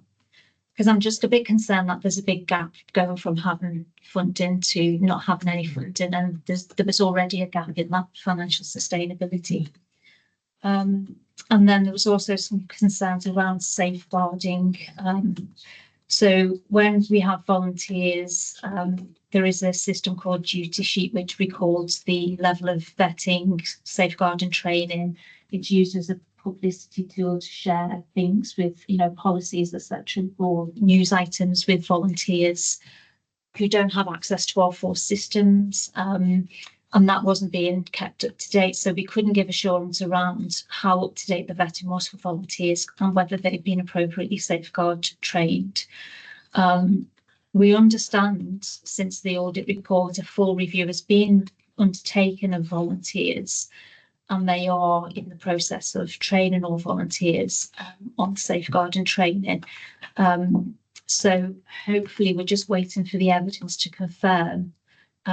One of the auditors went out last week and confirmed that position with the manager. We're just waiting for the supporting evidence to sign off those recommendations, but hopefully they've done those due diligence checks and they're implementing a process. If the vetting lapses or the safeguarding training lapses, then they won't be asked to volunteer. Just to give some assurance around that. So happy to take any questions on that last. Well, this is quite a cocktail, isn't it? And could you kind of help me with, what kind of size is this museum? What is the income and the expenditure? It's a lockup. It's the old Steelhouse Lane lockup museum, so just down towards the Children's Hospital. What's the income and expenditure that we're talking about? I don't know whether Pete, you could help on In my head, I can't, but I will look it up. Sorry, no, this. I was hoping I think it's Pete had the answer I because think it's a couple of 100,000, but Yeah. So what's the in terms of- exposure for the force, I guess, if they can't afford to, keep this running? So last year the force subsidised them, particularly around utility bills, but that's because the museum had lottery funding. That lottery funding has now ended. So if they don't generate the income, then the force will have a greater burden. So what is our exit strategy? Well, I'm not sure that that's for the audit committee to decide, but it's certainly something the audit committee will want to know the answer to, isn't it? I mean, where's this sitting? So I mean, this is only 2 years old, Yeah. and it was a passion of the last chief constable. And you can set things up with lottery funding, can't you? But having a long-term plan, and of course we all know how difficult the museum sector, charging museums are all under pressure. Where's it sitting, governance-wise? Where's it sitting? Does it sit with you, Pete? No. So it sits under Assistant Chief Constable Wellstead's portfolio, Right. reporting through the corporate comms team. Yeah. Because it is generally a very good public engagement tool. Separate to kind of just it being a museum, it's absolutely a fantastic vehicle for so many schools to come and visit and spend pretty much the day at the facility and so on. So also a really good opportunity for just members of the public to learn more about the kind of the history of Westminster policing, but also a little bit about what we do now. So I think it's got huge potential to add value. This is a classic case study, I think, of when something's been set up and you have an incredibly creative, enthusiastic manager who's kind of running ahead to try and do all of those things that Liz said, but absolutely sort of running ahead or sideways of some of the conventional sort of controls within force. So Mr. Wellstead has been really clear, and again, that's why the audit work is so helpful to ensure that this is all aligned within our force kind of governance processes. So now through the corporate comms team, they report very much through the kind of the quarterly performance, the monthly governance meetings of Mr. Wellstead's kind of board, which I think is really helpful. And the assistant director for corporate comms has been very hands-on in terms of working with the museum manager, who I think, for all the reasons we said, is incredibly kind of creative, and it's really good to have that role, identifying new areas for income and so on. But we've just got to have the right levels of control around it. As a parting gift, actually, previous chief, Mr. Thompson, used to fulfil the role of National Heritage Lead.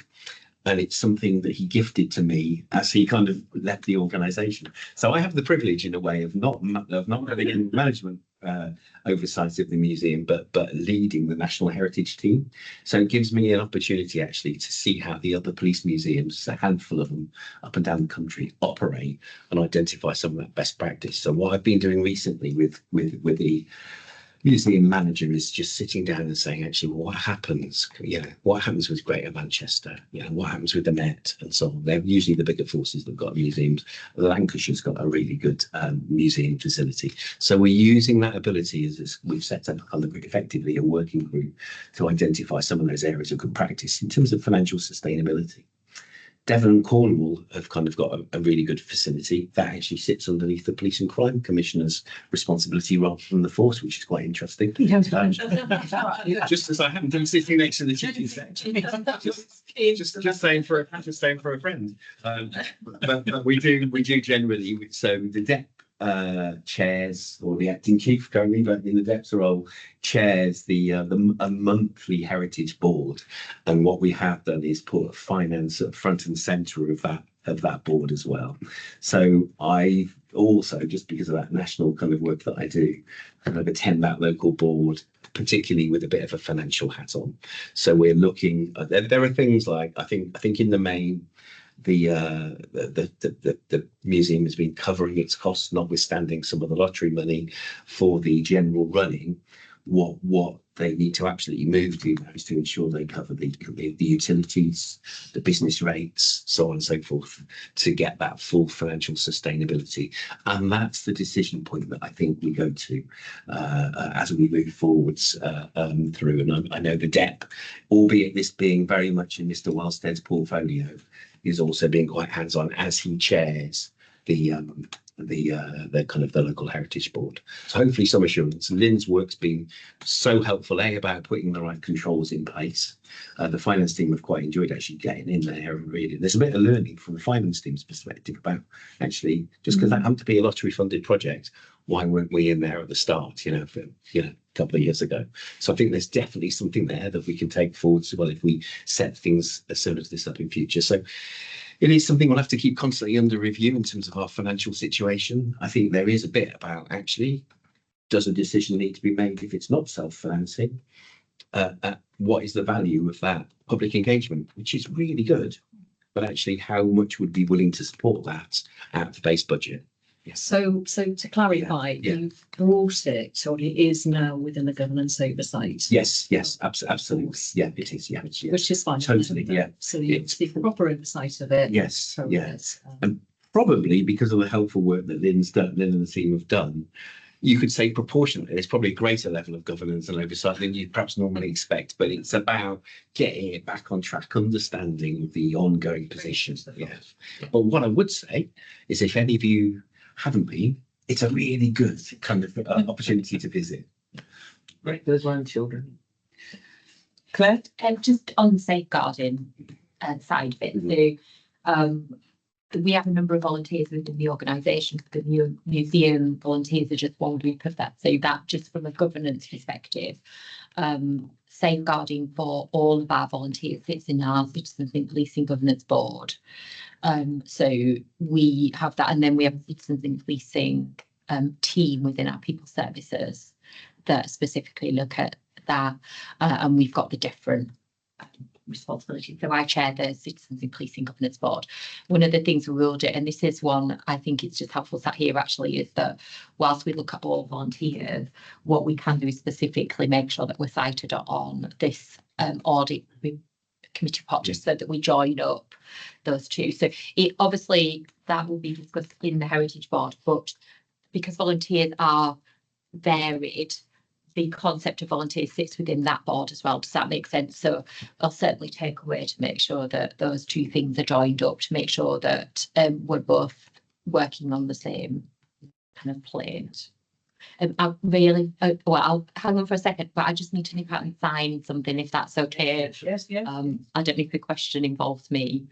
I think you're okay. Okay, thank you. I will only be a few minutes. As you read this as an auditor, you do looking over income below expectations, weak financial controls, and some of the things we've discussed. Are we really sure that there's been no fraud risk around all this? It's been a really helpful conversation, you see, to put it in the context and see what's being done. But I've just felt I've got to ask the question.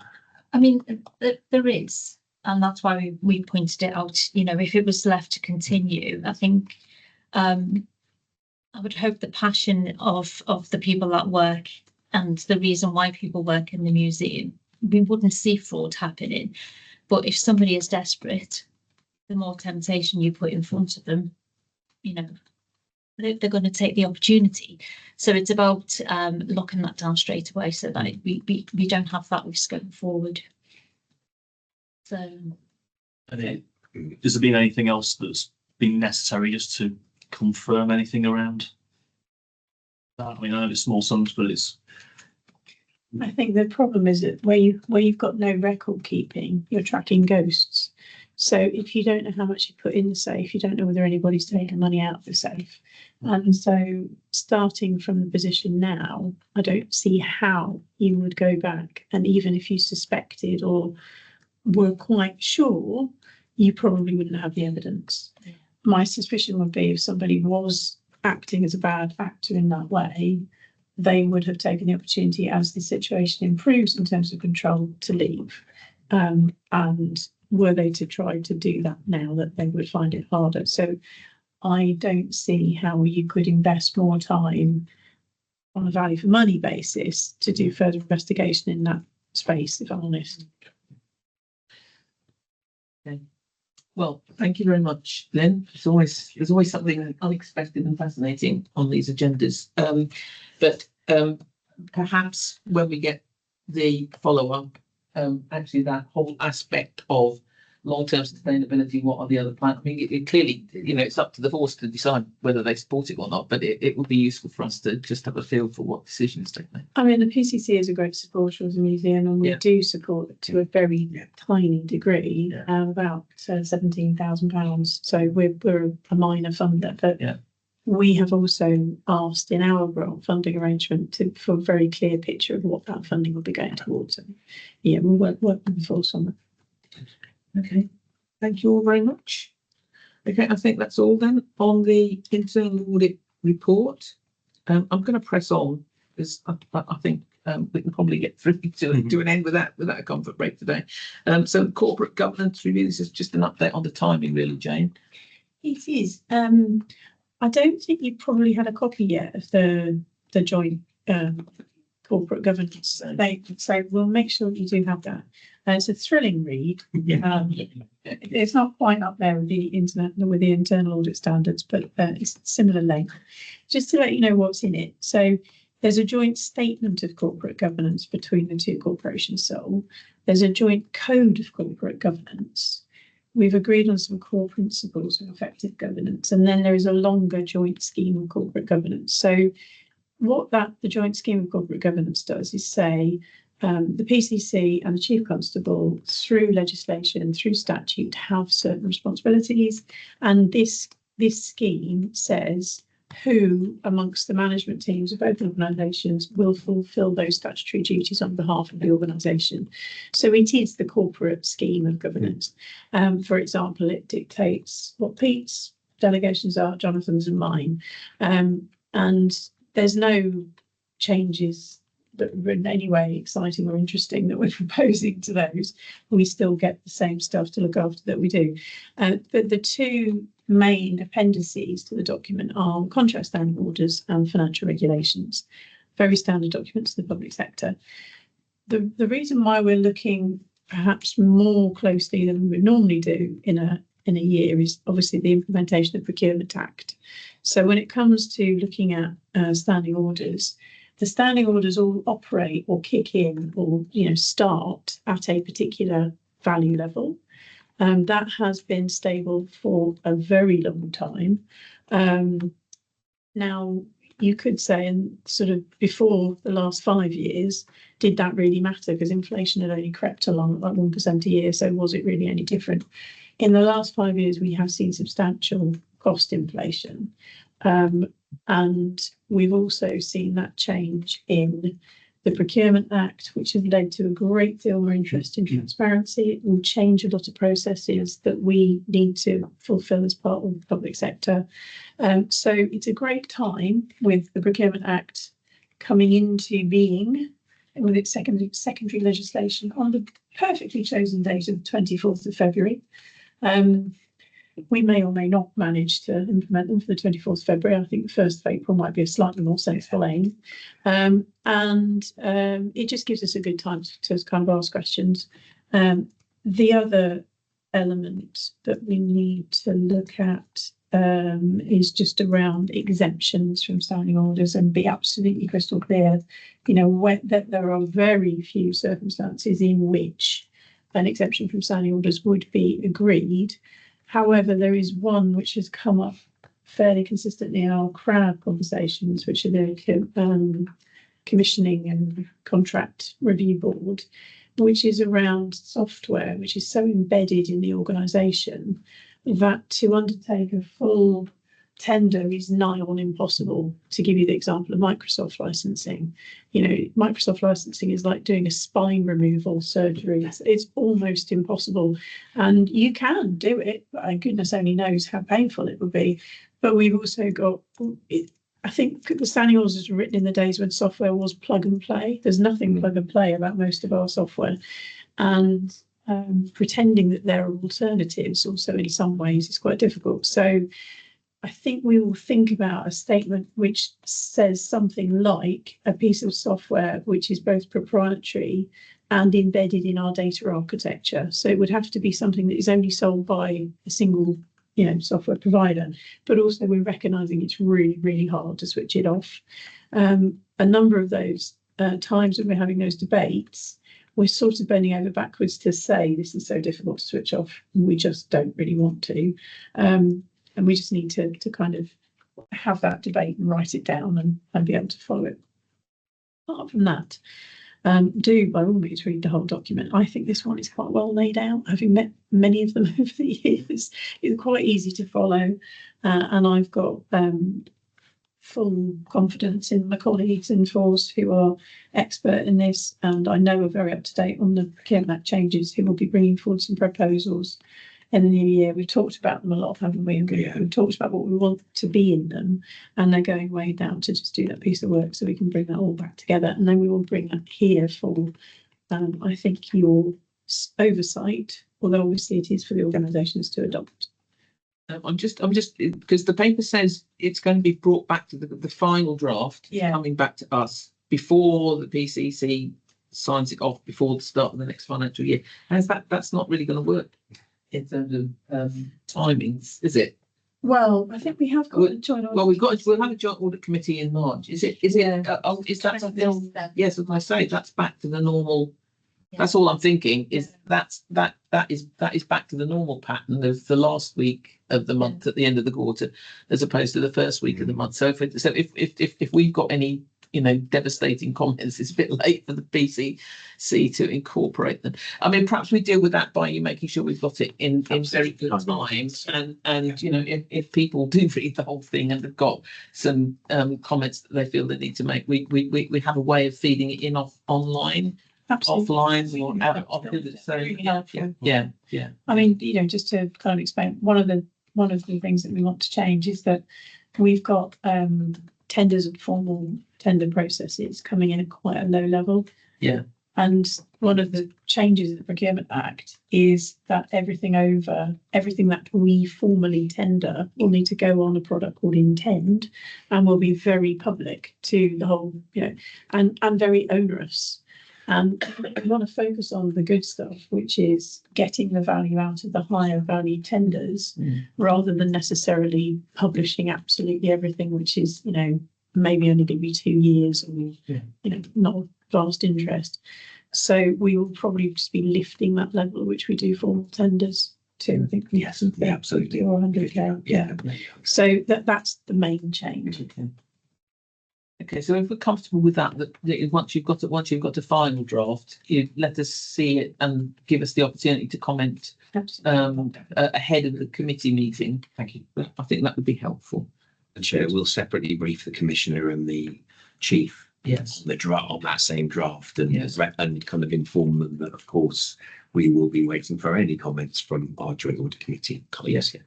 Yeah. Well, we'll do it. Yeah. If we ask everybody to say if they have none, rather than you sitting and waiting for Perfect. I've got, yeah. Thank you. Good. Okay, shall we move on then to the annual governance statements? James, that you again? Yeah. Thank you, Chair. So the annual governance statements are really, they're a sort of accompanying element of the statement of accounts. And last year we didn't manage to quite bring them to you, for which I apologise, because we were in discussion with the auditors about some quite large changes quite late in the day. I think I'm going to touch wood, cross everything. We're quite close to signature on the 23-24 accounts. Your total. Well, so we're kind of more comfortable that we're heading towards a position where we'll be signing off in January, and therefore we've obviously brought the AGS to yourselves to make sure that you are confident that it is representative of the governance that the organisations go through and have in place. There were just a couple of changes from the AGS, which a different board actually saw. It was a different board. We did see it back in June, and the changes are largely to do with the fact that the force is no longer in engage. So that has been referenced in the document because, and we might go through this, Lauren, but from my understanding, and I might have got it wrong,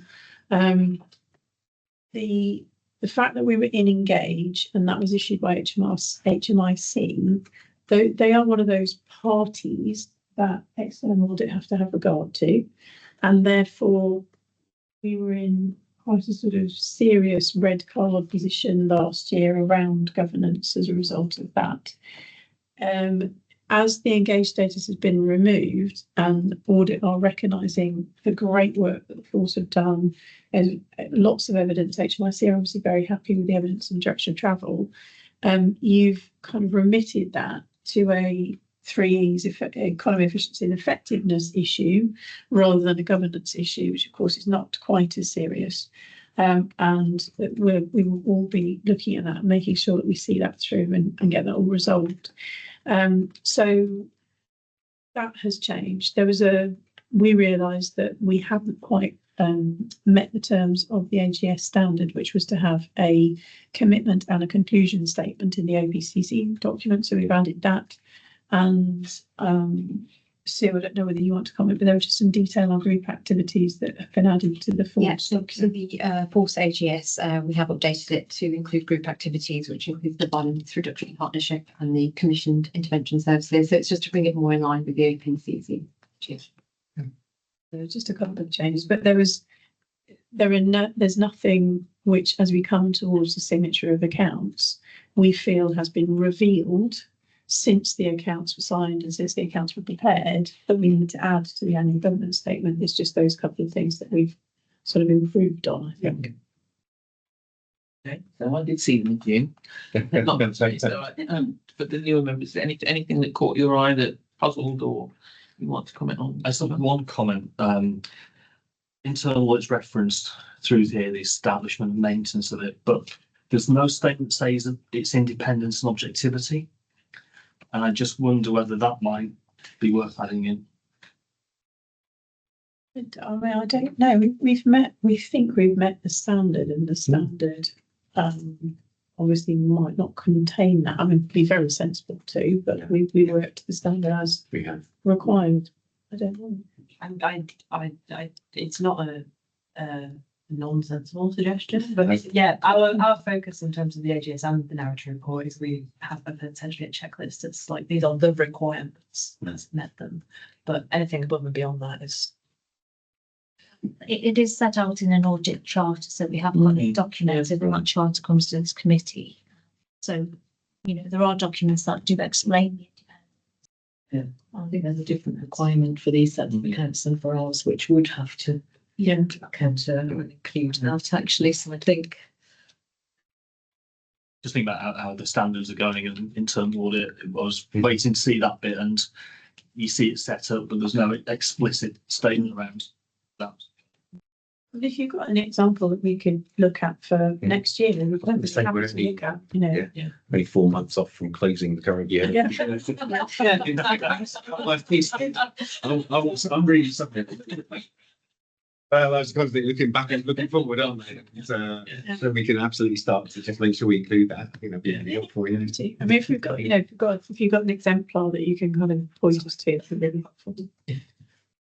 To take on best practice. I'll be fine. Thank you. Good, thank you. So, Lauren, long last. So yes, so we have the updated audit findings report on the agenda today. We did bring a version of this to the last meeting, but there was quite a lot of kind of in progress placeholder caveats in it. So I will just run through kind of the key points from the report, just to draw attention to the important places and the important changes to the last version. So in terms of the audit work that we've done to address the identified significant risks, the first significant risk being that the risk of management of audit control. So that's the risk that's present in all audits. We have finished our work in this area. We've sort of set out on page 9 of the report that there are still some matters around the kind of the risk profile of the way that the systems are set up and some of the sort of access rights within the systems. That does mean that we do sort of more testing in this area than we would necessarily need to in other places. But that testing hasn't identified any issues. We don't have anything sort of to report. The second significant risk that we identified was the valuation of the PCC's land and buildings, just because it's a very large estimate within the financial statements. So there are a couple of things reported on page 10, the largest of which is an error, which was effectively a typo within the valuer's workings. And then we've just flagged a couple of things that we think the valuation may be there for next year's valuation processes. But again, nothing particularly concerning. The third significant risk is the valuation of the pension fund net liability, again, because very big estimate in the financial statements. So our work in this area is very nearly finished. We don't have anything of note to report, but just to flag that I have not yet received assurances from the auditor of the West Midlands Pension Fund. Although I think I may actually have done. I think they might be in my inbox, but I haven't read them yet. But I'm not expecting that to come up with any significant issues. Page 12, just to point out, there are a couple of findings in relation to the provisions, but nothing material and nothing that's particularly concerning or problematic from our point of view. And then just to say that Zoe and I are still kind of going through the process of quality reviewing the audit file. So there may be a few queries that pop out of that, but at this point in time, we're happy that we're reasonably close to completing the audit. With regards to value for money, the Audit Annual didn't quite make it to today's meeting. It was shared with management at the end of last week. And we've had sort of comments back and responses back on that. So there's no significant new findings to raise from the work that we've done on value for money. The report does still contain a significant weakness and key recommendation. It's effectively a roll forward of part of the weakness from last year. So obviously last year's report had a significant weakness following on from HMIC's findings, and that weakness was kind of assessed to be in both governance and the 3 E's, the improving economy, efficiency and effectiveness area. But because of the progress that's been made and because of all of the work that has been done and that has been recognised by the inspector, we've sort of reduced that down just to that 3 E's element, and we're kind of lifting the governance element of that. So really positive direction of travel, and nothing else significant coming out of that work. So the appendices to the report kind of set out the recommendations and adjustments to the financial statements, elements that aren't being adjusted in the financial statements, confirm our fees for the year, and we've included the proposed representations that we're requesting from management, which are completely standard, just to confirm. And then just one final thing to flag. Although we're new in a position to issue the opinions, those opinions will not include the certificate closing the audits, because the NAO have changed the way that they're doing the whole government accounts process. So normally, because you're kind of below the threshold at which they require detailed work, we just send them a submission that says, here's the numbers that we've audited, and then we certify your audit.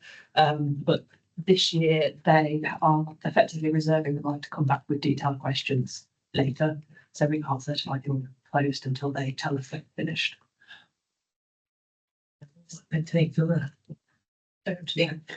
No, I didn't think you would. It's more of a rhetorical question, isn't it? Yeah. Is there any impact on that? I mean, if it's years, is there any detriment?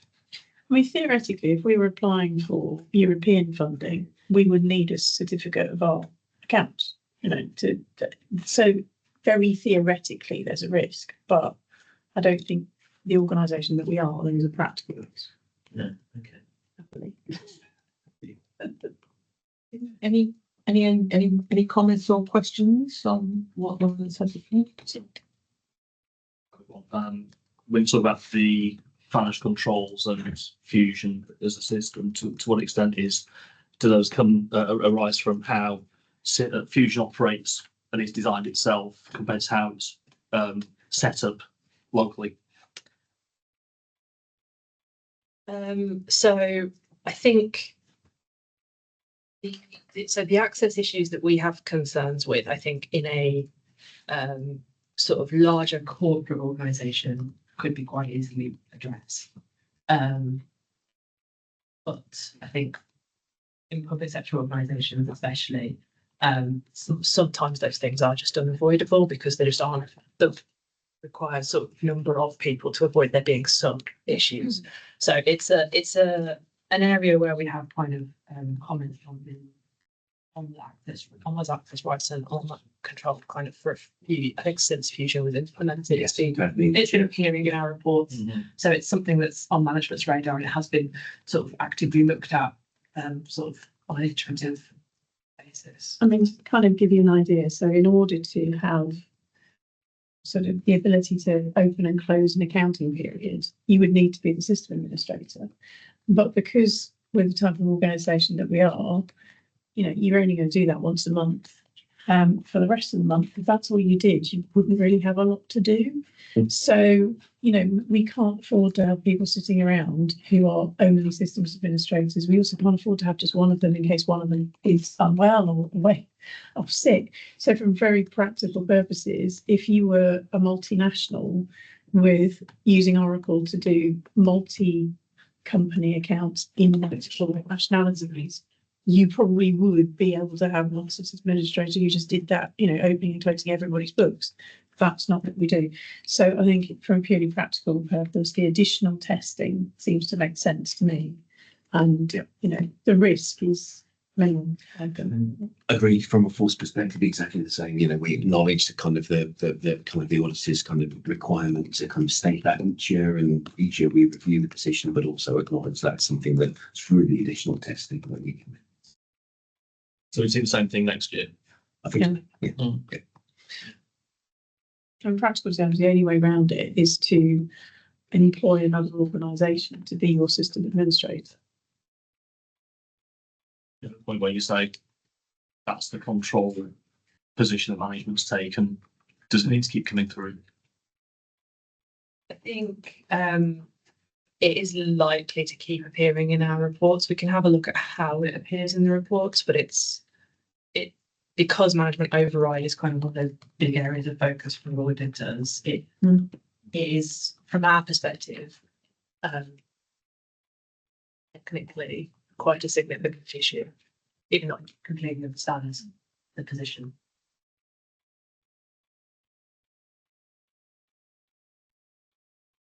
Is there any update on the redundancy provision and how that's being managed? Because that was in the high notes. isn't it? Yeah, it was. So, yeah, I mean, we were trying to be very kind of prudent in terms of kind of our understanding of what the potential redundancy requirements might be for a couple of the major restructures that we were going through last year. I'm pleased to say that actually they weren't as the kind of the expense that we've incurred kind of, you know, in those change programs from a redundancy perspective are less than we provided for. And hence kind of the kind of the flagging that we got. So we felt at the time that was the most appropriate position to be at, obviously. But obviously we now know that they're more like about 2.5, I think. Four, is it? Sorry, right, sorry. Right. Yeah, Right. 4 million. Yeah, I'm thinking, yeah. So we will be amending that. Yeah. Because it put it in prematurely, even though there was a lot of work that was put into it prior to the year, and we knew it was going to have to, you know, that expenditure was going to be incurred. Probably provided for a little bit too soon. So it would too soon. Yeah. I need to update every on Monday.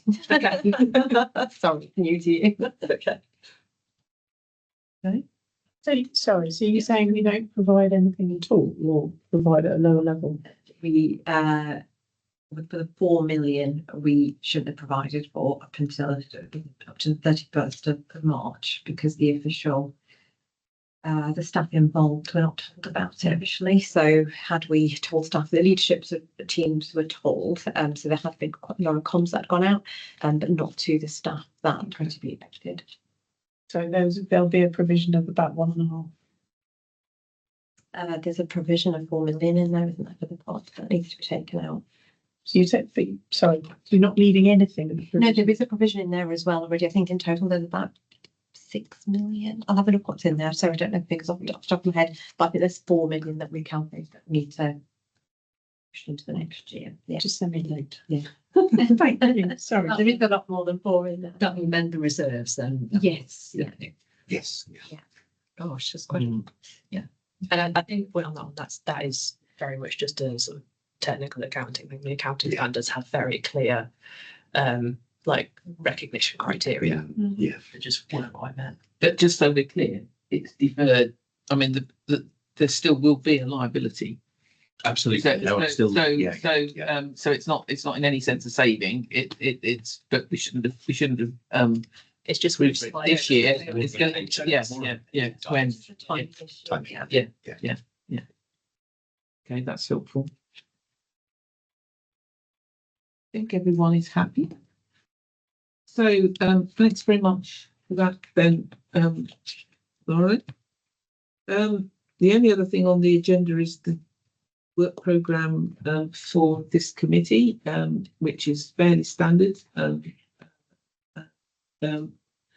All we say is between them now, we're likely to have planned at least one training session and one session with the new membership to pick up some further issues and do a bit more team building. And hopefully the next time we meet, we'll have a full committee. It says on the agenda, it says 27th, and on the work plan, it says 28th. Yeah. It's Thursday. Me. Which one's a Thursday? Yeah, that's good. It's not bone. No. That's Whatever we do, the meeting. 27th. Okay. Okay, I didn't even spot that, so thank you. If you want to come on the 28th as well. To the value for the 27th. Yeah, good. Okay. Thank you very much. So, I think that concludes the meeting. We have got a private meeting on the members with external audit to follow. You need to sort of rush off because I'm sure we'll have a little comfort break before we then pick that up. But just so you all know, we will need everybody else to leave the room rather than to sit in the corner with their laptop. And all that is to say, I think I can now. We're into Advent. Thursday. Advent. I don't even mention Christmas. But I think when the break comes, you will all have a healthy and peaceful break. You too. Thank you very much. Thank you. That's really good. Chair, I neglected to thank Laurel and her team for the way that they work with Sue's team. I think, you know, there were a number of organisations who still hadn't got any clarity as to when their audit's going to be complete. And the way that the two teams work really well together is testament to just like continued commitment. So I should have said that in the meeting. Okay. Good. Team sport.